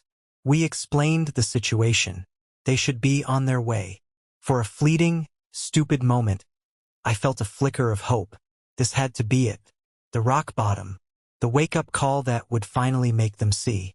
That hope was systematically dismantled a few minutes later when my nurse, Gabriel, came into my room. He was a big guy with kind eyes. But right now, those eyes were filled with a mixture of professional calm and personal disbelief. "Did you speak to my mother?" I asked, my voice small. He stopped checking the monitors and finally looked at me. He took a deep breath. "Yes, I did. I explained that you were in critical condition and were asking for them." "And," I prompted, already dreading the answer. "And your mother told me that it was very unfortunate timing. She said they couldn't possibly come to the hospital tonight. Her words were, Our other son is at the new dog park across town, and we have to go pick him up afterwards. I closed my eyes. I repeated the urgency, Gabriel continued softly. And your father got on the line. He said, "We heard you. We'll try to check in tomorrow." And then he hung up. The beeping of the heart monitor next to me didn't change its rhythm. Steady, calm. A stark contrast to the way my own heart felt like it was cracking into 1,000 pieces. They weren't coming. They had made their choice. And I, their son, was on one side of the scale, and my brother's ride home from the dog park was on the other. And it wasn't even a close call. The silence that followed was heavy. Andrew, who was sitting in the corner, looked furious. "I'm calling them back. I'm going to scream at them until—" "No," I said. My voice was weak but firm. "Don't." "But Josh." "It's done, Andrew. It's finally done." Those days in the ICU were an awakening. My boss, Lincoln, came to visit. He told me the client had signed. He told me my job was secure. He brought me a card signed by the whole team except Hunter, of course.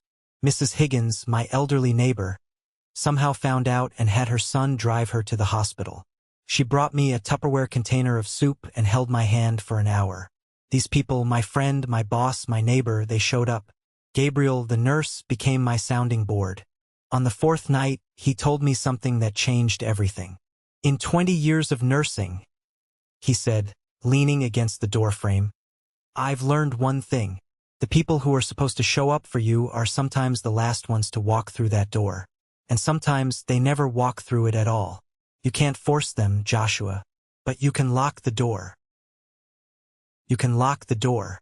I realized then that I had been leaving the door unlocked for 28 years, hoping they would come in and love me. All they had done was come in and rob me of my self-worth. It was time to change the locks. "Gabriel," I said, "I need a favor. I need a pen and a lot of paper." He looked at me, a knowing smile touching his lips. "I thought you might." The letter was not written in a fever of rage. It was constructed with the cold, meticulous precision of an architect designing a demolition. For 2 full days I wrote. My hand cramped, the pen feeling both heavy and powerful. I filled 8 pages, front and back. It was my life's thesis, and every word was a citation. I started with the memories. I didn't use vague terms like, "You were mean to me." I painted the scenes in vivid, undeniable detail. I wrote about the blue ribbon on my desk in an empty room while they worshipped Caleb's scraped knee. I wrote about the vacant spot in the bleachers at the state championship. I wrote about the taste of the dry squash sandwich I was eating in a warehouse break room while I looked at a picture of my brother's new Porsche. I wasn't just listing facts. I was presenting evidence of a long, sustained pattern of emotional neglect. I moved on to my health. I quoted my father's words back to him. Mind over matter. I described the feeling of sitting alone in waiting rooms, of learning to inject myself, of being told my life-threatening illness was dramatic.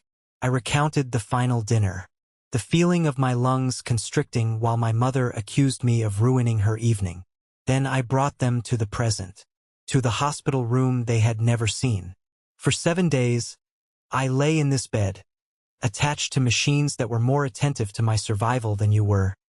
I wrote, I was told that I might die, and you chose to prioritize a trip to the dog park. There is no excuse, no justification, no spin you can put on that choice. It is the single, purest truth of our relationship, and it has set me free.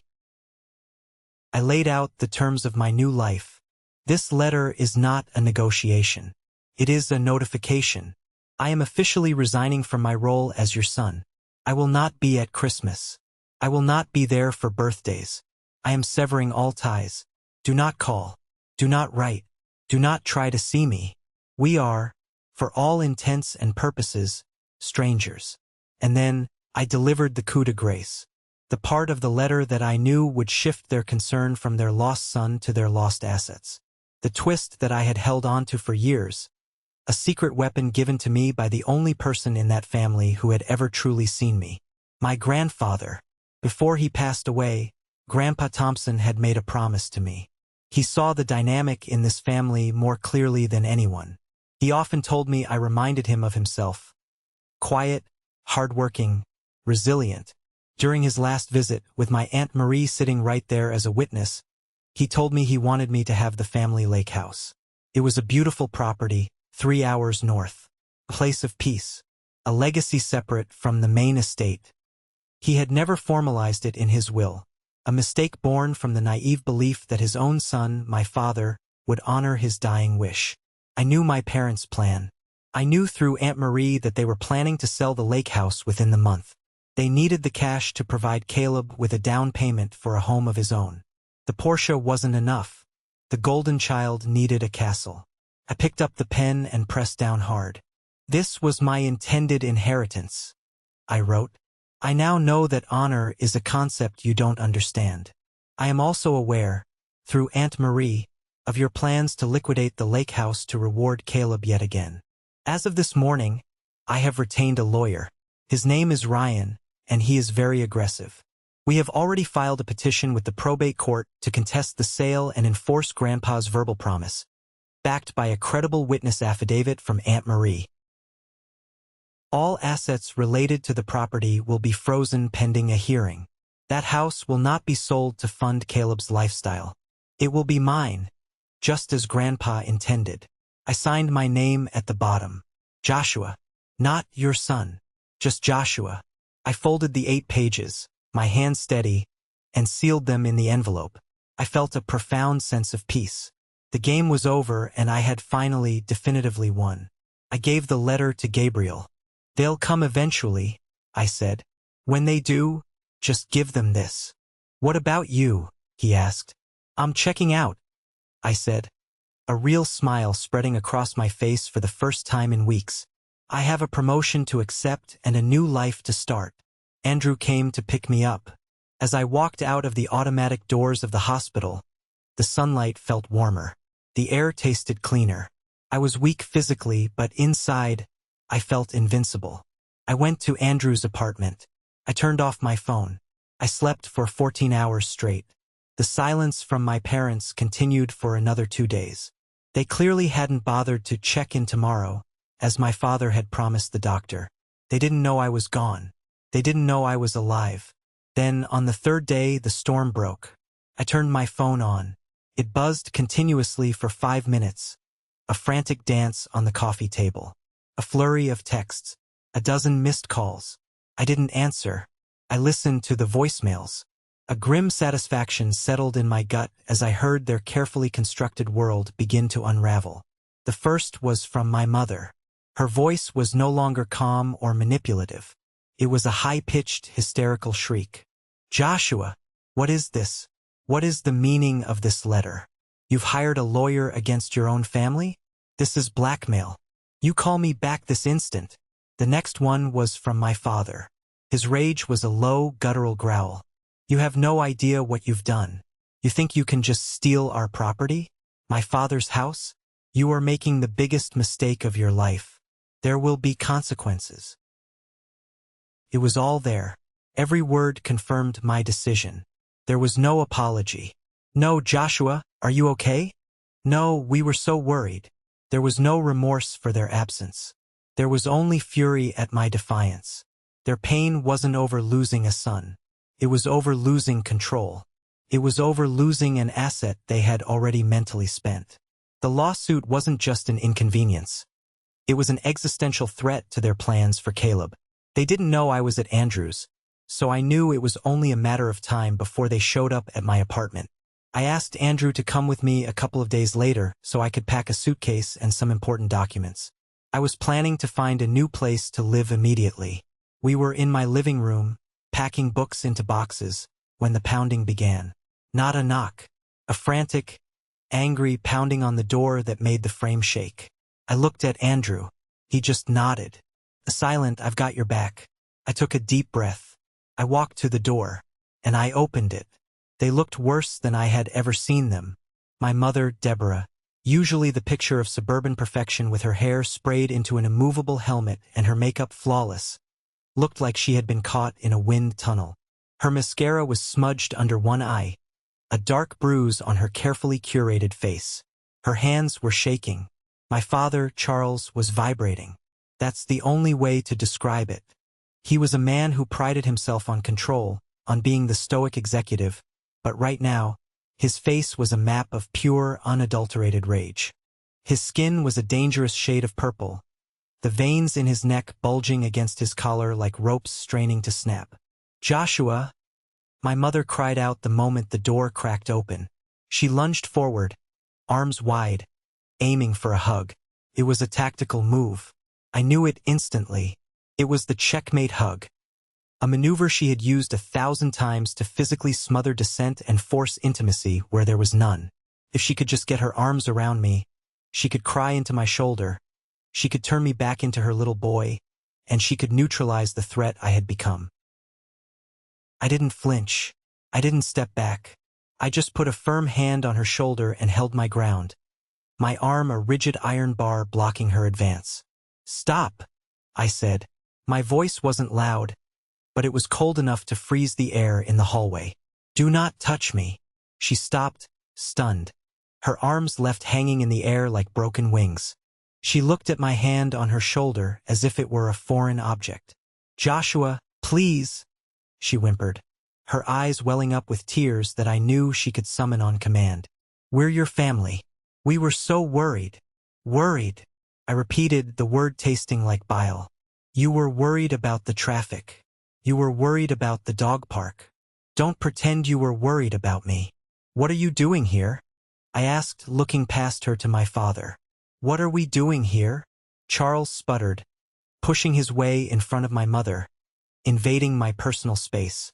He smelled of stale coffee and aggression. "We are here to stop this insanity. We are here to talk some sense into you." He tried to push past me into the apartment.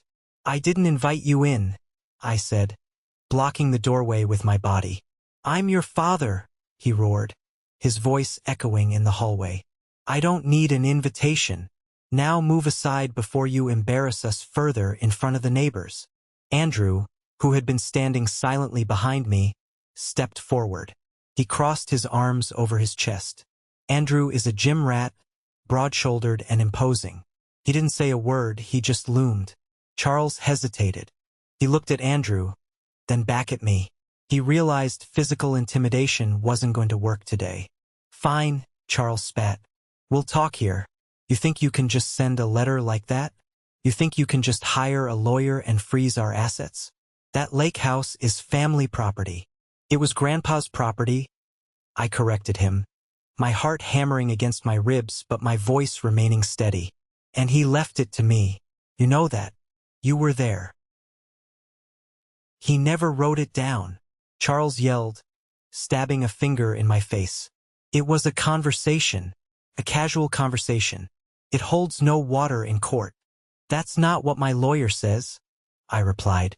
"And that's not what Aunt Marie says in her affidavit." The mention of Aunt Marie hit them like a physical slap. My mother gasped, her hand flying to her mouth. Aunt Marie was her sister, the one person in the family who had always seen through their facade, the one they had marginalized for being difficult. "You dragged Marie into this?" my mother shrieked. "Your own aunt? You're tearing this family apart, Joshua, over a house? Over money?" I laughed. It was a dry, humorless sound. "It's not about the house, Mom. It's never been about the house. It's about the fact that I almost died last week, and you didn't even show up. We made a mistake," she sobbed, the tears finally flowing freely. "We told you. We thought it was just a reaction. We didn't know it was life or death. We are human, Joshua. We make mistakes. A mistake is forgetting to buy milk," I said. "A mistake is missing a soccer game. Leaving your son to suffocate in an ER because you had to pick up a dog is not a mistake. It's a choice." "We were going to come," she insisted, grabbing at my sleeve. "We were just delayed. Caleb." He was distraught about the dog being alone, and the traffic was gridlocked and, "Stop." I cut her off. "Just stop lying. Please. For once in your life, just own it. You are being so ungrateful," Charles interjected, his face twisting with disgust. "After everything we've done for you, we put a roof over your head. We fed you. We raised you. You did the bare minimum required by law, I shot back. And then you billed me for it emotionally for 20 years. We bought Caleb a Porsche because he needed a win, Charles shouted, the truth about the money finally bubbling to the surface. He was struggling. He needed support. You've always been fine. You have a job. You have a salary. You don't need us. I needed you last Tuesday, I whispered. The anger was fading, replaced by a deep, profound sadness. I needed my dad, and you weren't there. Charles fell silent for a second, but his ego wouldn't let him stay there. You're holding a grudge over one night. You're willing to bankrupt us, to steal your brother's future home, over one night. It wasn't one night, I said. It was the blue ribbon. It was the swim meet. It was the college fund. It was the dog. I looked at my mother. She was weeping into a tissue now, her makeup running in dark streaks down her cheeks. Why? I asked her, the question that had haunted me for my entire life. Why the dog, Mom? You knew. Dr. Jonathan told you. Dr. Rivera told you. You knew a Samoyed was a loaded gun for me. Why did you bring it into the house? Why did you invite me over? She looked up at me, her eyes wide and panicked. She was cornered. She looked at Charles, then back at me. She needed an excuse, a justification, something to make herself the victim again. And in her desperation, she let the mask slip. It's not fair, she wailed, her voice cracking. We didn't know it would be like this. Dr. Rivera told us years ago that there was a chance of a severe reaction, but he said it was rare. He said with medication it could be managed. The world seemed to stop spinning. The hallway went silent. Even the ambient noise of the apartment building seemed to vanish. Andrew sucked in a sharp breath behind me. Years ago, I repeated, the words hanging in the air like toxic smoke. Yes, she cried, thinking she was making a point. He said it was a possibility, not a guarantee. We thought you were stronger than that. You've always been so resilient. We thought you could handle it for a few hours. We didn't think you'd actually collapse. I stared at her. I stared at the woman who had given birth to me. You gambled, I said, my voice barely audible. You took a calculated risk with my life. You knew there was a chance, a medical chance, that I could stop breathing. And you decided that Caleb's happiness with a puppy was worth that risk. We didn't think you'd die, she screamed. We just thought you'd get itchy. We thought you'd sneeze. We didn't want to be the bad guys who told Caleb no. So you decided to be the bad guys who killed me instead. The weight of her admission crashed down on them. Charles looked away, unable to meet my eyes. He knew. He had always known. They had discussed it. They had weighed the pros and cons. Pros: Caleb gets a cute dog and stops whining. Cons: Joshua might have a medical emergency. And they had decided the trade-off was acceptable. That's it, I said. The cold calm I had felt in the hospital returned, but this time it was harder, like diamond. That is the closure I needed. Joshua, wait. My father started, his tone shifting from anger to bargaining. We can fix this. We can sell the dog. We can get out, I said. Son, be reasonable.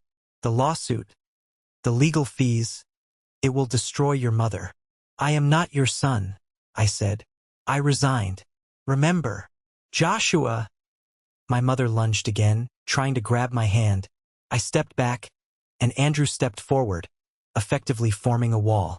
You heard him, Andrew said, his voice deep and threatening. Leave, now, or I call the police and have you removed for trespassing. My father looked at Andrew, then at me. He saw the end. He saw the loss of control, the loss of the asset, the loss of the narrative he had controlled for so long. He sneered, a look of pure, unadulterated hatred. You're ungrateful, he spat. You're dead to us. I was dead to you a week ago, I replied. I'm just making it official. He grabbed my mother's arm, spinning her around. Come on, Deborah. He's not worth it. Let him have the damn shack. He'll fail without us. He always does. They walked down the hallway. My mother was sobbing loudly, a performance for the neighbors, wailing about how cruel her child was. My father marched stiffly, his back rigid with fury. I watched them go. I watched them turn the corner toward the elevator. "I am closing this door," I said, speaking to the empty hallway, to the universe, to myself. "Do not come back. Do not contact me again. We are done." I swung the door shut. Click.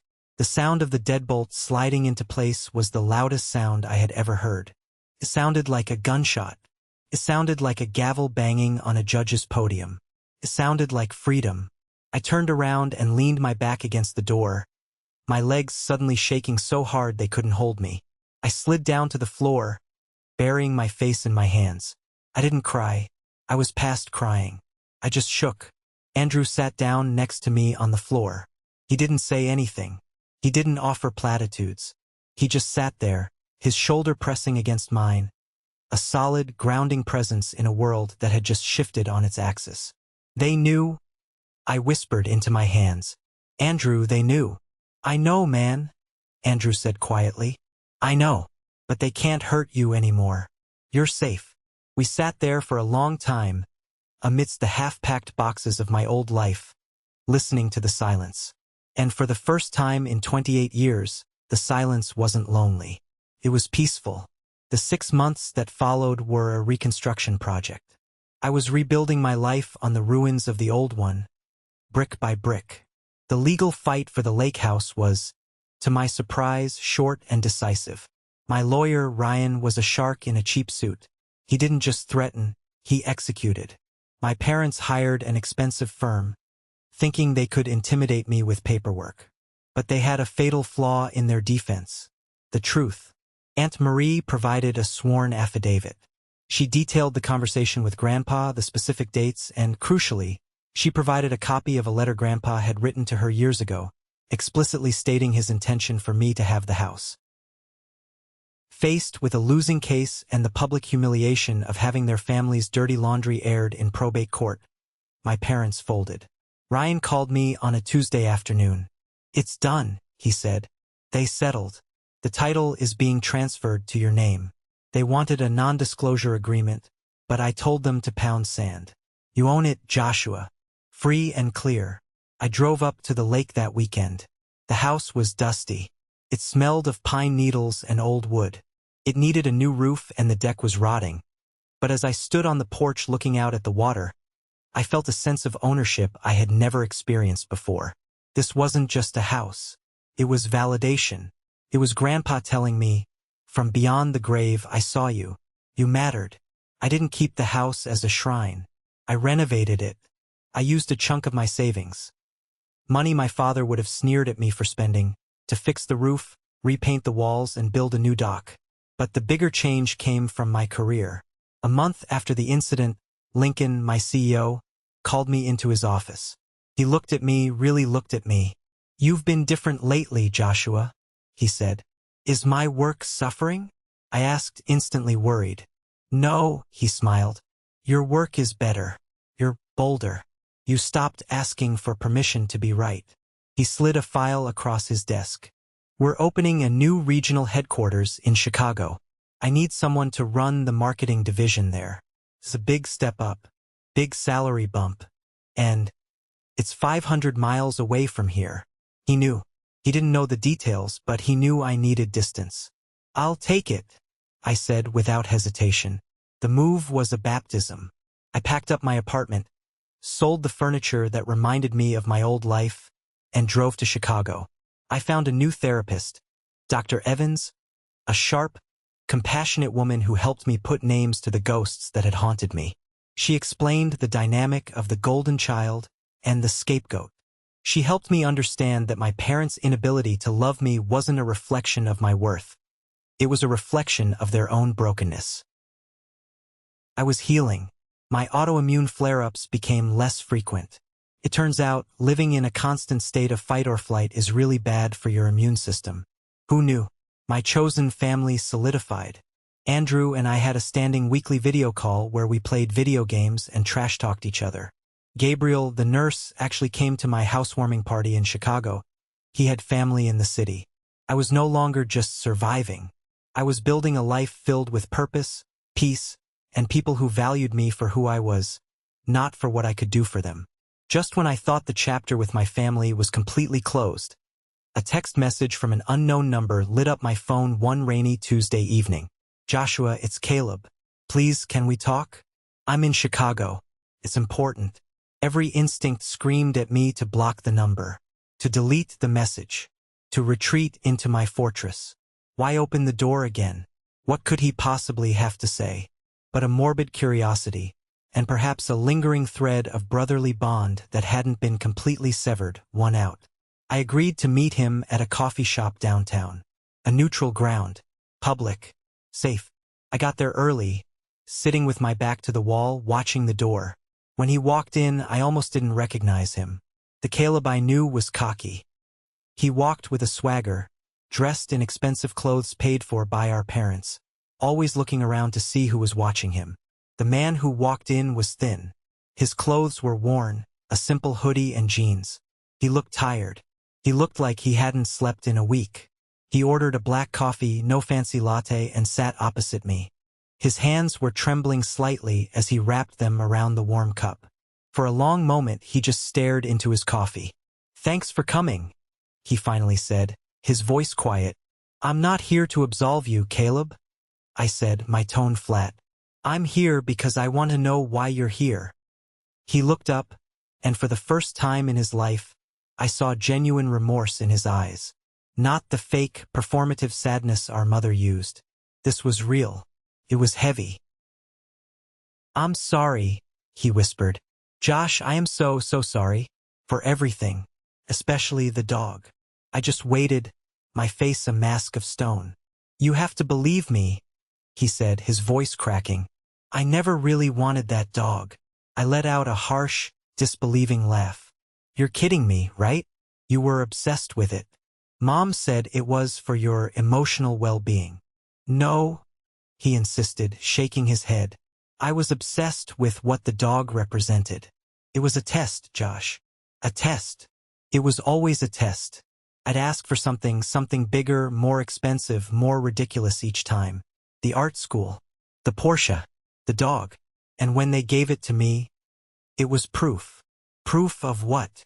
Proof that they loved me more," he said, looking down, ashamed. "I knew it was sick, but I needed to know. When Mom came up with the idea for the Samoyed, I knew. I knew about your allergies. I remember the ambulance when we were kids. And you let them do it anyway. I wanted to see if they would," he confessed. "I wanted to see if they would choose me over you. And when they did, when they actually bought the dog, I felt like I had one. But then at that dinner, seeing you choke, hearing you leave," he took a shaky breath. "And then when Andrew called me that day, when he said you were dying, and I heard Dad say, 'We'll go tomorrow,' something broke in me, Josh." He described the house after I had gone. He called it a pressure cooker. "Without you there to be the designated problem," he said. "All of their anxiety, all of their dysfunction, it turned on me. They smothered me. They started criticizing me. Why aren't you happy, Caleb? We bought you the dog. We bought you the car. Why aren't you perfect?" "It was hell," he said. "I finally understood. Being the golden child. It's just a different kind of prison. They don't love me, Josh. They love the idea of me. They love the trophy." He told me he had a massive fight with them 2 months ago. He had packed a bag and left. He left the Porsche in the driveway with the keys in the ignition. "I'm working at a bookstore now," he said, a faint, proud smile touching his lips. "I'm living in a studio apartment the size of a closet. I'm paying my own rent. It sucks.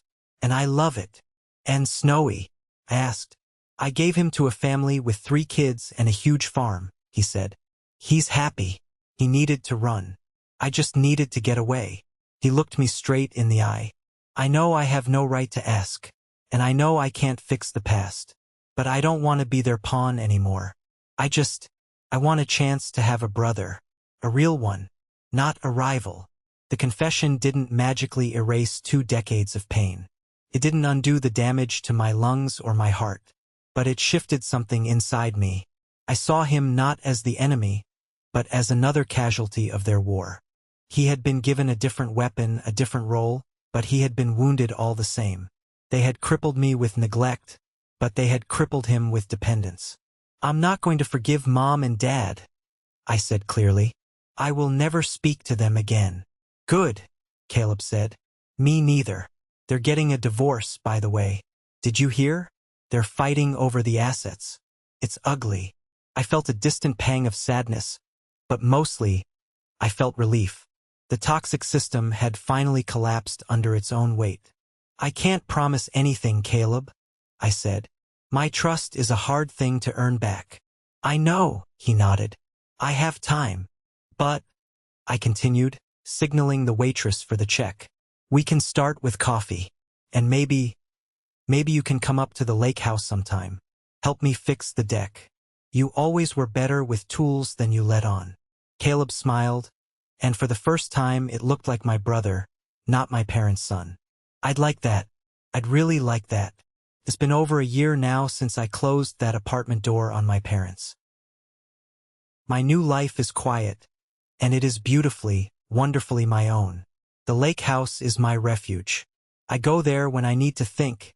The calm water a mirror for the peace I finally found within myself. Caleb and I still talk. It's slow. We are two strangers learning to speak the same language after a lifetime of misunderstanding. But we're trying. He's in therapy now, too. He's learning who he is without the Porsche and the praise. I have zero contact with my parents. I heard the divorce was finalized. They are alone now, sitting in their empty houses, surrounded by their assets, with no sons to play their games. I feel a distant sadness for them, but I don't feel responsible. Their loneliness is the harvest of the seeds they planted. My only choice was to save myself. And in doing so, I might have just saved my brother too. I've learned that family isn't about whose blood runs in your veins.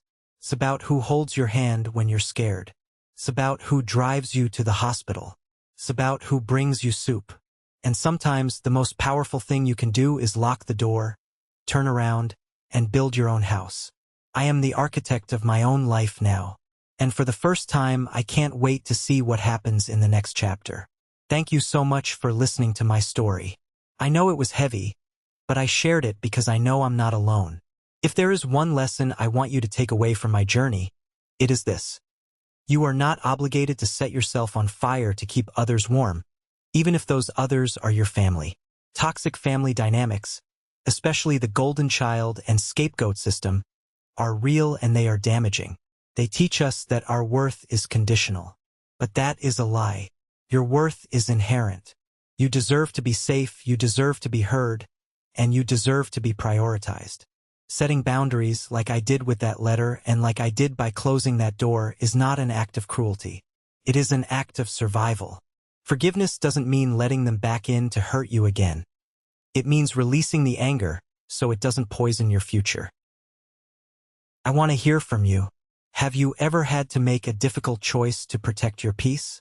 Have you ever had to fire a family member? Please, if this story resonated with you, type good in the comments below. Tells me that these lessons matter. Or share one realization you had while listening. Your experiences validate others who might be suffering in silence right now. Let's build a community of support in the comments. Take care of yourselves and remember, you hold the key to your own door. I am Joshua, 35 years old, and I caught my parents trying to steal my $1 million property to give it to my deadbeat brother as an early inheritance. Before I tell you how I sent them to jail with a single text message, let me know where you guys are watching from in the comments. I love seeing how far these stories travel. It was supposed to be a triumphant return. I was driving a rented Rolls-Royce Ghost, a massive black beast of a car that floated over the snow-covered roads of Colorado like a silent predator. I'd spent the last 6 months in Dubai, managing the construction of a 70-story luxury hotel. The sand, the heat, the constant shouting matches with contractors in 3 different languages. It had drained me. All I wanted was snow, pine trees, and my family. That's the lie we tell ourselves, isn't it? That no matter how successful we get, no matter how far we run, Home is where the heart is. I was about to learn that sometimes home is just where the hurt is. I pulled into the driveway of my parents' house. It was a decent place, a 2-story colonial I had paid off for them 5 years ago. That was my thank you for raising me. You'd think paying off a mortgage would buy you some respect or at least some boundaries. But in my family, money didn't buy respect. It just painted a target on your back. I checked my reflection in the rearview mirror. I looked tired. The dark circles under my eyes were visible even in the dim winter light. I took a deep breath, put on my project manager face, the mask of calm authority I wore when dealing with billionaire clients, and stepped out into the cold. I popped the trunk. It was filled with gifts. Not just generic gift cards, but thoughtful, expensive things. A vintage watch for my dad, Thomas. A designer handbag for my mom, Sarah. And for my brother, Caleb, and his wife, Jessica, I had brought high-end electronics for their kids, Noah and Liam. I wanted to be the cool uncle. I wanted to be the good son. I walked up the steps, my boots crunching on the fresh snow. The door swung open before I could knock. Joshua, you're finally here. Mom pulled me into a hug. Felt warm but brief. Before I could even get my coat off, she was looking over my shoulder. Did you bring the gifts? The boys are so excited. Good to see you too, Mom, I said, suppressing a sigh. Yeah, they're in the car. My dad, Thomas, walked into the hallway. He didn't hug me. He just clapped a hand on my shoulder. A heavy, possessive grip. Good trip, son? You look like you've been printing money over there. It was work, Dad. Hard work. Well, come in, come in. Caleb's already here. He's got some big news to share. Of course he did. Caleb always had big news. Usually it involved a new business opportunity that required a 5-figure loan he would never pay back. Caleb was the golden child. He was 5 years younger, charming, irresponsible, and completely allergic to hard work. While I was studying engineering on a scholarship and working nights, Caleb was partying his way through 3 different colleges, all paid for by the college fund that was supposed to be split between us. I walked into the living room. The heat was cranked up too high. Caleb was lounging on the sofa, a beer in hand. He didn't get up. Hey, big brother. Nice suit. Is that Italian? You look like a walking bank vault. Caleb laughed. Hey, Caleb, I said, forcing a smile. Good to see you. The next few hours were a blur of forced cheer. I handed out the gifts. The kids screamed with delight over the iPads. Mom cooed over the handbag, checking the label immediately to make sure it was real. Dad put on the watch, nodded approvingly, and said, Not bad. Must be nice to have that kind of disposable income. Nobody asked about my life. Nobody asked about the project in Dubai, the 18-hour days, the loneliness, or the fact that I hadn't had a home-cooked meal in half a year. They only cared about what I brought to the table. I was their personal ATM, their retirement plan, their safety net. By 8 p.m., I needed a break. The noise, the heat, and Caleb's bragging about his latest investment scheme in cryptocurrency were giving me a migraine. I'm going to get some more wine from the kitchen, I announced. Grab the expensive bottle you brought, Caleb shouted after me. The cheap stuff Dad buys gives me a headache. I walked into the kitchen. It was empty. I leaned against the counter, closing my eyes for a second, just enjoying the silence. The kitchen connected to the dining room via a small service window that was currently closed, but the door was slightly ajar. That's when I heard it. Voices. Low, conspiratorial, drifting in from the dining room where my parents had snuck off to check on the roast. Thomas, are you sure about this? It was my mother's voice. She sounded nervous, but not disapproving. Just anxious about the logistics. I'm telling you, Sarah, it's the only way, my dad's voice rumbled. We tear down the walls of that space Joshua uses as his study on the second floor. It's huge. We knock that out, combine it with the guest room, and it makes a perfect master suite and playroom for Caleb's kids. I froze. The wine bottle in my hand felt suddenly heavy, like a weapon. My study, my vacation lodge, my sanctuary. I had bought a massive, custom-built timber lodge up in the mountains about 2 years ago. It was my pride and joy. I had designed every inch of it. The study was my masterpiece. Mahogany bookshelves, floor-to-ceiling windows overlooking the Rockies, rare books I'd collected from all over the world. It was the one place on earth where I felt at peace. But what about Joshua? Mom asked. He's going to notice if his office is gone. He's never there, Dad scoffed. He's always in Dubai or New York or Tokyo. The house just sits there, gathering dust. The selfish Sarah. Pure greed. Caleb is struggling. He has a family. He needs a house that fits his status. Joshua has plenty of money. He can buy another one if he cares that much. I know, Mom sighed. It's just doing it without asking him? If we ask, he'll say no. You know how stingy he gets about his boundaries. Dad spat the word boundaries like it was a curse. We'll get the renovation done while he's back in New York next month. Once Caleb and the kids are moved in, what's he going to do? Kick out his own nephews? Throw his brother onto the street? No, Joshua is soft. He'll complain, but he'll accept it. We just need to present it as a done deal. We'll tell him it's a surprise. Mom added, her voice brightening, that we fixed up the place for the family. He can't get mad at family love. Right? Exactly. I've already got Anthony's crew up there. They started stripping the floors 3 days ago. My blood ran cold. Started? They weren't just planning it. They had already started. I felt a physical blow to my chest. The betrayal wasn't just about the house. It was the absolute lack of respect. They saw me as a resource to be harvested, not a person. They were stripping my floors, my sanctuary, to build a nest for Caleb, the son who had never worked a hard day in his life. I gripped the wine bottle so hard I thought the glass would shatter. My first instinct was to kick open the door, scream at them, flip the table and burn this bridge right now. But then the engineer in me took over. Lashing out in anger is what amateurs do. That was something my mentor told me years ago when a supplier tried to screw us on steel prices. When you're emotional, you make mistakes. When you're cold, you win. I took a deep breath. 1, 2, 3. I put the wine bottle down. I smoothed my jacket.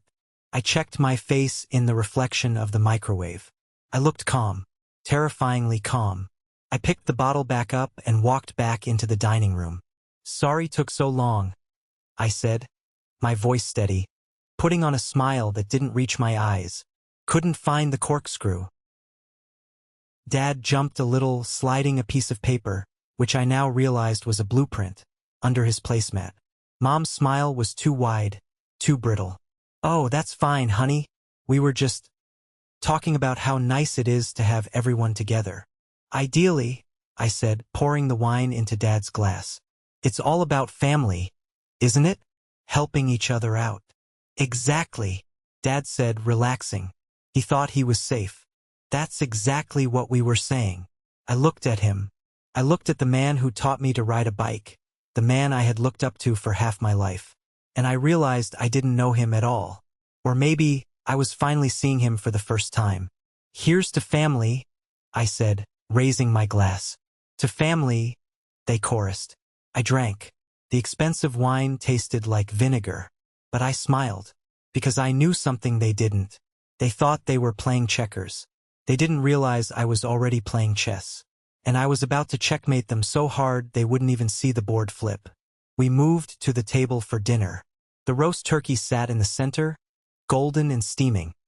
A masterpiece I had paid for but Mom was taking credit for. I basted it for 4 hours.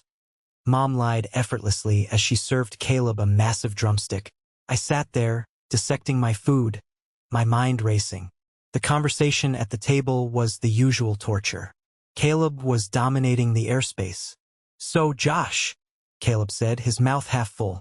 I've been looking into this crypto mining rig setup. This passive income, bro. I just need about 20 grand to get the hardware. With your salary, that's like, what? A week's pay. My salary isn't liquid cash, Caleb, I said quietly. It's tied up in investments and retirement funds. Oh, come on, Caleb rolled his eyes. You're always so corporate. Investments. Live a little. Help your brother out. I'm trying to build a future for Noah and Liam here. There it was. The guilt trip. Using the kids as human shields. I thought your dropshipping business was supposed to be the future? I asked, keeping my voice neutral. Caleb's face darkened. The market shifted. It wasn't my fault. You wouldn't understand, you have a steady paycheck. You've never had to hustle. I almost laughed. I never had to hustle? Flashback. I was 18. I had just gotten accepted into the state engineering program. I came home waving the acceptance letter, so proud.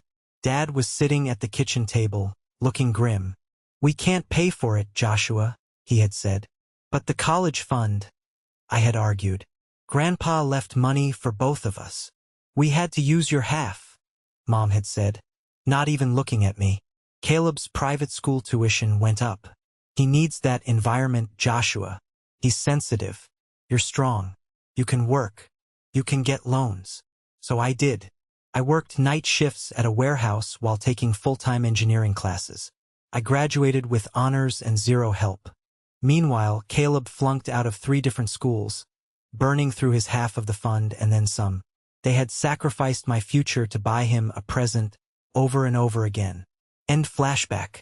No, I said to Caleb. I'm not investing in the mining rig. The table went silent. The clinking of silverware stopped.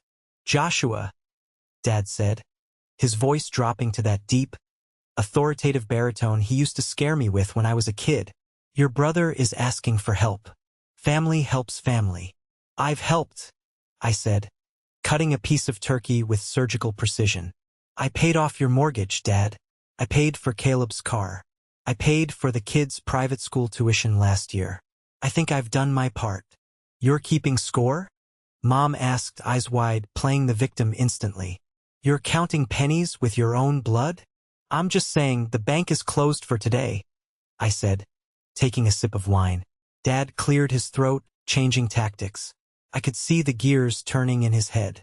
He needed to get me away from the topic of money, and more importantly, he needed to know my schedule so they could proceed with their illegal renovation. So, Dad asked, wiping his mouth, what's the plan for the next few days? You heading back to New York immediately? Actually, I said, watching him closely, I was thinking of heading up to the lodge tomorrow. I haven't driven the Porsche in months. I miss the mountains.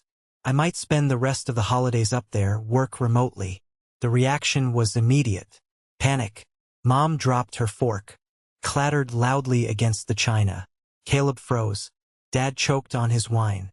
No, Dad blurted out. I raised an eyebrow. No, I mean, Dad stammered, his face turning red. You shouldn't go up there right now. It's dangerous. Dangerous. The storm, Dad said, gaining confidence in his lie. We heard from the neighbors. Old Man Higgins called yesterday. He said a massive oak tree fell across the main access road. Power lines are down everywhere. No electricity, no heat. The road is completely blocked by snow and debris. The county says it won't be cleared until spring. That sounds serious, I said, feigning concern. It is, Mom chimed in, nodding vigorously. It's a disaster zone, honey. If you go up there, you'll be stuck. You could freeze to death. And with your busy schedule, you can't afford to be trapped off the grid.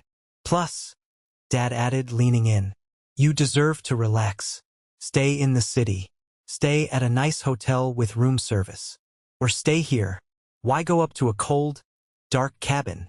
I looked at them. They were lying to my face with such ease, such practiced coordination. They weren't protecting me from a storm. They were protecting their construction crew. They were protecting their theft. If I went up there now, I'd catch them red-handed. They needed time to finish the job. Wow, I said. I had no idea it was that bad. I didn't see any alerts on the weather app. Oh, the apps are never accurate for the mountains, Caleb said quickly. Local knowledge. Bro, trust us. Well, I sighed, putting on a disappointed face. I guess you're right. I can't risk getting stuck. I have meetings next week. I'll stay at the Ritz-Carlton downtown for a few days, then fly back to New York. The relief in the room was palpable. Shoulders dropped. Smiles returned. "That's the smart choice, son," Dad said, pouring himself more wine, his hand shaking slightly. "Smart choice. Focus on your work. Leave the lodge until spring. It'll still be there. It'll still be there," he said. "But it wouldn't be my lodge anymore. It would be Caleb's playroom." "Yeah," I said softly. "It'll still be there." I finished my meal, feeling like I was swallowing stones. Every bite was a reminder of their duplicity. They thought they had won. They thought they had manipulated the rich, busy, oblivious son into staying away. But they forgot one thing. I wasn't just a rich son. I was a project manager. My entire career was built on verifying data. Trust but verify. And I knew for a fact that the weather in the mountains was clear. I had checked the live satellite feed from my phone before I even walked into the house. The sky over my lodge was crystal clear. The only storm brewing was the one sitting at this dining table. "I'm tired," I said, standing up. "Jet lag is kicking in. I'm going to head to the hotel now." "You're not staying here?" Mom asked, feigning hurt.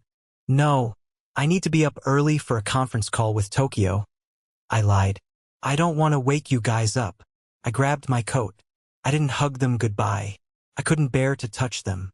"Drive safe," Dad called out cheerfully. "And stay away from the mountains." "I will," I promised. I walked out to the Rolls-Royce, the cold air biting at my face. Felt cleansing. I got into the car, the heavy door sealing me inside with a reassuring thud. I sat there for a moment in the silence, gripping the leather steering wheel. The sadness was gone now.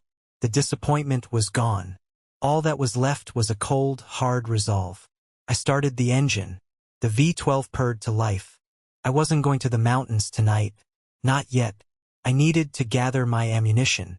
I pulled out of the driveway, watching my childhood home shrink in the rearview mirror. I saw the lights of the dining room still on, saw the shadows of my family moving around, probably celebrating their victory, probably laughing about how easy it was to fool me. "Laugh while you can," I whispered to the empty car. I drove toward the city, but my mind was already miles away, plotting the demolition of their little scheme. I checked into the Ritz-Carlton downtown. The receptionist smiled at my credit card, the black titanium one that carries a certain weight, but I barely registered her presence. I got to my suite, threw my bag on the bed, and immediately set up my command center. Laptop open. Encrypted connection established. I didn't just have a security system at my lodge. I had a military-grade surveillance setup. When you spend months away from your property, and when that property houses $1 million worth of art, cars, and rare books, you don't rely on a simple doorbell camera. I had motion sensors, interior 4K cameras, and satellite uplink. I logged in. My hands were trembling slightly, not from cold, but from adrenaline. Connecting to remote server. Connected. The screen flickered to life. I clicked on living room live feed. My breath hitched. The beautiful, hand-scraped oak floors I had imported from Italy were gone. In their place was bare plywood. Stacks of cheap, laminate flooring boxes were piled up against the stone fireplace. They were turning my rustic, high-end mountain aesthetic into a suburban nightmare. I switched to the garage camera. I swore loudly. "You have got to be kidding me." My Porsche 911 GT3 RS. My baby. A car that was worth more than Caleb's entire life earnings. It had been pushed out of the climate-controlled garage and was sitting in the driveway. It was covered in a cheap blue tarp that was flapping in the wind. Snow had drifted underneath. Inside the garage, where the Porsche was supposed to be, there was a pile of plastic junk. A disassembled jungle gym. A bouncy castle box. Bikes. They had evicted a supercar to make room for toys. Then I clicked on the study.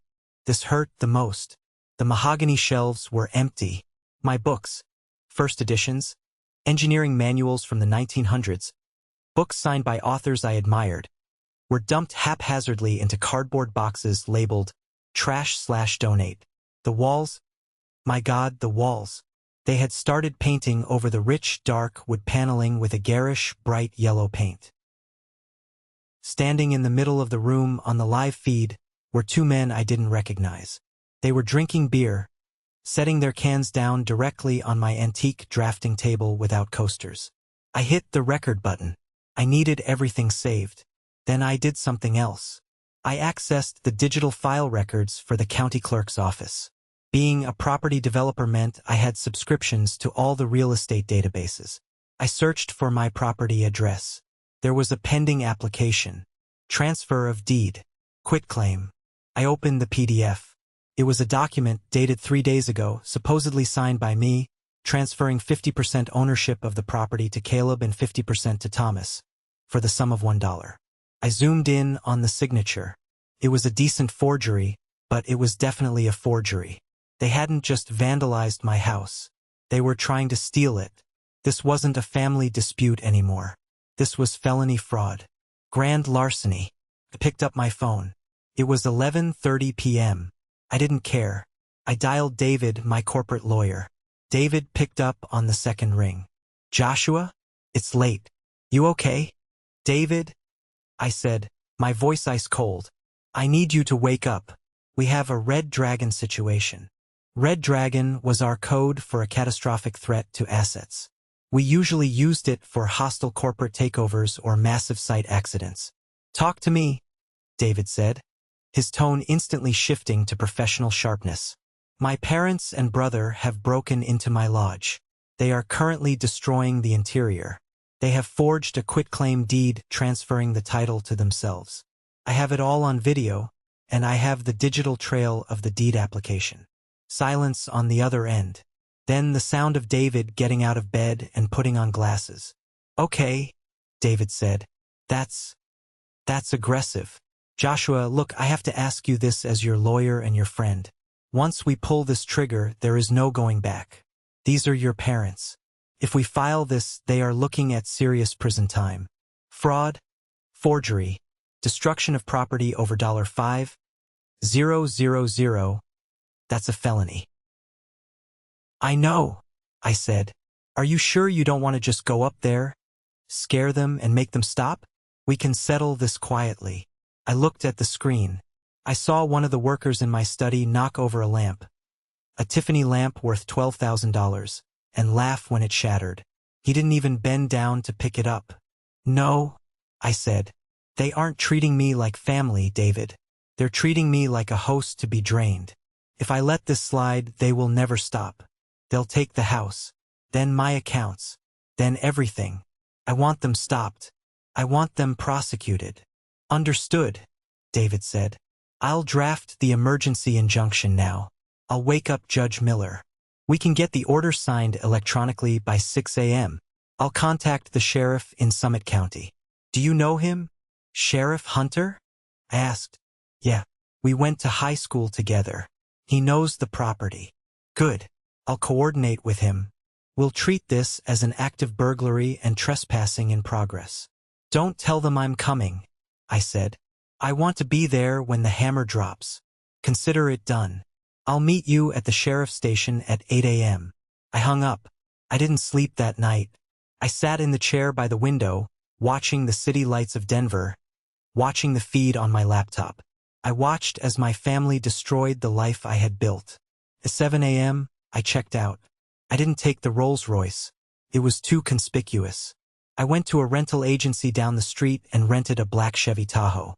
Something that looked like law enforcement. Something that blended in.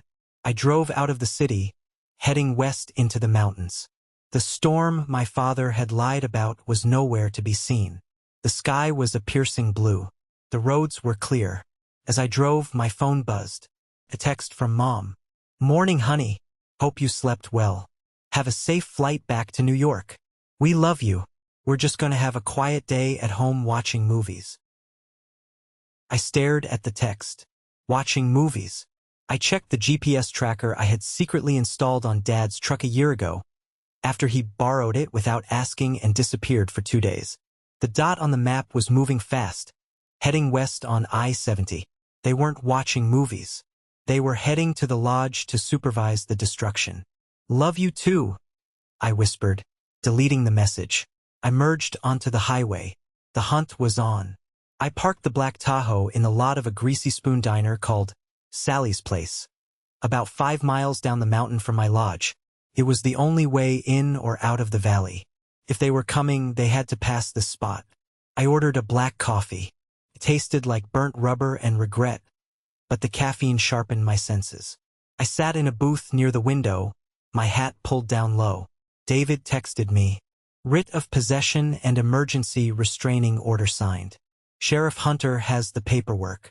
He is assembling a team. He's not happy about the forgery, Joshua. He takes property rights seriously up here. I texted back, hold position until the targets are on site. I want them all inside. Copy that. 10 minutes later, I saw them. Dad's pickup truck, followed by Caleb's SUV. They were driving fast, kicking up slush. I saw Caleb's arm hanging out the window, cigarette in hand. They looked like they owned the world. They looked like conquerors on their way to survey their new kingdom. I waited for them to pass. Then I waited another 2 minutes. I paid for my coffee, tipped the waitress $20, and walked out to the Tahoe. I followed them up the winding mountain road. My heart was pounding, a steady drumbeat against my ribs. This was the road I drove when I wanted to escape the world. Now it felt like a corridor to a war zone. As I got closer to the property, I killed the headlights, even though it was day. I wanted to be a ghost. I pulled off onto a small service road about 100 yards from the main gate. I grabbed my binoculars and crept through the tree line. The snow was deep, up to my knees, but I didn't feel the cold. I reached a vantage point overlooking the lodge. It was chaos. There were 3 contractor vans parked in the driveway. The front door was wide open. I could hear the sound of power saws and sledgehammers echoing off the mountains. It was a sickening sound, the sound of my home screaming. Dad was standing on the porch, holding a clipboard, directing the workers. He looked energized, younger than he had yesterday. Theft suited him. Mom was dragging bags of trash, my stuff, out of the house and piling them near the fire pit.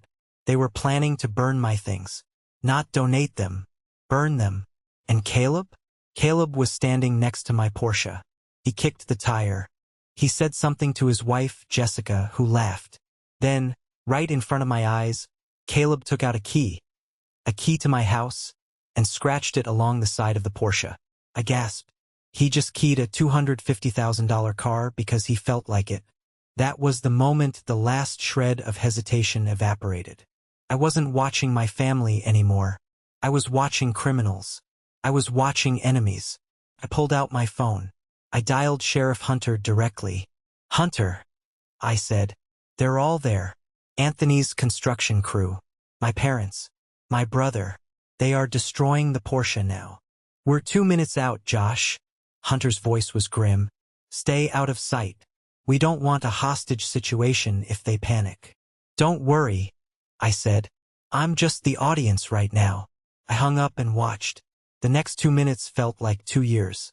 I watched my mother throw a heavy blanket, a cashmere throw I bought in Scotland, onto the wet snow. I watched Dad high-five a worker who was carrying out my custom leather armchair. Then the sound changed. The distant wail of sirens cut through the crisp mountain air. Dad froze. He looked toward the main road. The workers stopped their saws. The silence that followed was heavy, filled with sudden, confused dread. Then the cavalry arrived. For sheriff's cruisers drifted around the corner, lights flashing red and blue against the white snow. They didn't slow down. They roared up the driveway, blocking the exit. Sheriff's Department. Hunter's voice boomed over the PA system. Drop your tools. Hands in the air. Now. It was pandemonium. The workers dropped everything and scrambled. One guy tried to run toward the woods, but a deputy cut him off with a taser drawn. Don't even think about it. Dad stood on the porch, his mouth open, clipboard falling from his hands. Mom screamed, putting her hands to her face. Caleb looked like he was about to vomit. He actually tried to hide behind his wife. Who is the owner of this property? Hunter shouted, stepping out of his vehicle, hand resting on his holster. I am. Dad shouted back, trying to regain his composure. I'm the owner. This is my house. You have no right. We have a report of active burglary and felony destruction of property. Hunter yelled. Get down on the ground. All of you. It's a misunderstanding. Dad yelled, walking down the steps, hands waving. My son gave me permission. Call him. Call Joshua. I stepped out from the tree line. I walked slowly down the driveway, the snow crunching under my boots. I was wearing a black wool coat, dark sunglasses, and an expression that could have frozen lava. Everyone turned to look at me. Joshua! Mom cried out, relief washing over her face. Oh, thank God. Tell them this is a mistake. Dad pointed at me, his face red with indignation. See? There he is. My son. Tell this idiot sheriff that we're renovating. Tell him to unhand us. I didn't stop walking until I was standing right in front of Hunter. I looked at the sheriff, then I looked at my parents. The silence was absolute. The only sound was the wind in the pines and the crackle of the police radios. I slowly took off my sunglasses. Officer, I said, my voice loud and clear. These people are trespassing. I have never authorized any renovation. And I certainly didn't authorize them to destroy my home. Dad's face went pale. Joshua, what are you saying? I'm saying, I turned to face him, that you're under arrest. The color drained from my father's face so fast I thought he might faint. Joshua, stop this joke. It's not funny. Send these policemen away. It's no joke, Thomas, I said, using his first name. Felt like a slap, and he flinched. You are destroying assets belonging to the JM Trust. You forged a deed. You broke in. Broke in.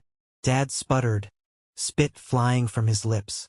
I used the key you left in the safe at the house. The spare key. You gave it to us. He turned to Sheriff Hunter, desperate. He left a key in the family safe. That's implied permission. That proves trust. I laughed. It was a cold, dry sound. Ah, the key, I said. Let's talk about the key. I stepped closer to him. The deputies moved in, ready to restrain him if he lunged. But I waved them off. I wanted him to hear this. 6 months ago, I said, pitching my voice so Caleb and Mom could hear it too. I noticed some money missing from my checking account. Small amounts. Transfer fees. I realized someone had been snooping in my files when I visited. So, before I left for Dubai, I changed the locks on this lodge. They are smart locks now. Biometric. Dad looked confused. But the key, it opened the door. No, I shook my head. The key in the safe, that was for the old lock. It doesn't open the front door anymore. It opens the shed around the back. But I saw the security footage, Dad. I saw you try the key on the front door. It didn't work. So what did you do?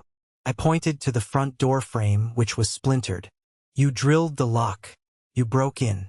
You used the key as a prop to convince these workers. I gestured to the terrified construction crew that you had access. But you didn't. I leaned in close. I left that old key in the safe as a test. A litmus test. I wanted to see if you could respect a single boundary. If you had just left the key there, we'd be fine. But you took it. You took the bait. And now you're caught in the trap. You set us up? Mom wailed. Your own parents? I protected myself from thieves. I corrected her. You just happened to be the thieves. Sheriff Hunter stepped forward. That's enough. Thomas, Sarah, Caleb, turn around. Hands behind your backs. No! Caleb shouted. He tried to run. He actually tried to bolt toward the woods. He made it about 3 steps before a deputy tackled him into the snow. Caleb screamed like a child as the handcuffs clicked shut. My Porsche! Caleb yelled, face pressed into the slush. I need that house. I promised the guys I'd have the house. Promised who? I asked, looking down at him. Caleb didn't answer, just sobbed. I watched as the deputies cuffed my mother. She was crying hysterically, looking at me with eyes full of betrayal, as if I was the one doing this to her. Joshua, please, she begged. We're family. We did this for you. We wanted you to be close to us. You did this to replace me, I said. You threw out my books. You destroyed my car. You tried to erase me from my own house so you could install your golden child. I looked at the construction crew. Anthony, the foreman, was shaking. And you, I said to Anthony, you didn't check the deed? You didn't ask for a contract signed by the owner. Your dad said. Anthony stammered. My dad isn't the owner. You are facing charges for aiding and abetting and criminal negligence. I hope you have good insurance, Anthony, because I'm going to sue your company into the ground to pay for this restoration. Anthony looked like he was going to cry. They loaded them into the cars. It was a surreal parade. My father, who always walked with his chest out, was slumped over, defeated. My mother, who cared more about appearances than anything, was being shoved into a police car in front of the neighbors who had gathered to watch. As the sheriff's car started to pull away, Dad looked at me through the window. His eyes weren't sad. They were hateful, pure, unadulterated hate. He realized he had lost control of me forever. I stood there in the driveway, watching the convoy disappear down the mountain. The silence returned. But this time it wasn't peaceful. It was heavy with the wreckage of my family tree. I turned back to the house. The door was hanging off its hinges. My Porsche was scratched and dented. The snow was trampled, but it was mine. I took a deep breath of the cold air. It hurt my lungs, but it felt clean. That moment, watching the flashing lights fade into the distance, was the hardest moment of my life. But it was also the first moment I was truly free. I had cut the anchor that had been dragging me down for 35 years. This is the moment that changed everything, when I finally took back control of my life. Thank you for being patient and following me this far. You guys are amazing. Please help me by liking this video and commenting the number 1 below so I know you've stuck with me to this point. This not only helps more people find this story, but it tells me that my experience means something to you. Your support is the biggest motivation for me to continue sharing the rest of this journey. I spent the next hour with the deputies who stayed behind to secure the scene. We did a walkthrough to assess the damages. It was brutal. The estimated cost to repair the floors, the walls, the custom cabinetry, and the vehicle damage was hovering around $150,000. But the real shock came later at the sheriff's station. I drove down there to meet David. The station was buzzing. In a small town like this, arresting an entire family for grand larceny was the event of the decade. David met me in the waiting room. He looked grim. We found something, David said, leading me into a side office. Sheriff Hunter ran a background check on Caleb deeper than the usual stuff. What is it? I asked. Drugs. Gambling, David said. Bad gambling. Caleb is in the hole for about $200,000 to some very unsavory people in Denver. Loan sharks. The pieces of the puzzle slammed into place. The house, I whispered. That's why he needed the house. Exactly, David nodded. He wasn't just going to live there. We found texts on his phone. He was planning to use the forged deed to take out a hard money loan against the property. He was going to leverage your equity to pay off his mob debts. And when he inevitably defaulted on that loan, I would have lost the house. I finished the sentence. The bank or the loan sharks would have foreclosed on it. And your parents knew, David added softly. I felt like I'd been punched in the gut. They knew. We interviewed your father. He admitted they knew Caleb was in trouble. They thought if they gave him the house, he could fix his debts and start over. They were sacrificing your asset to save Caleb's legs from getting broken. I sat down heavily in the chair. They were willing to bankrupt me, steal my sanctuary,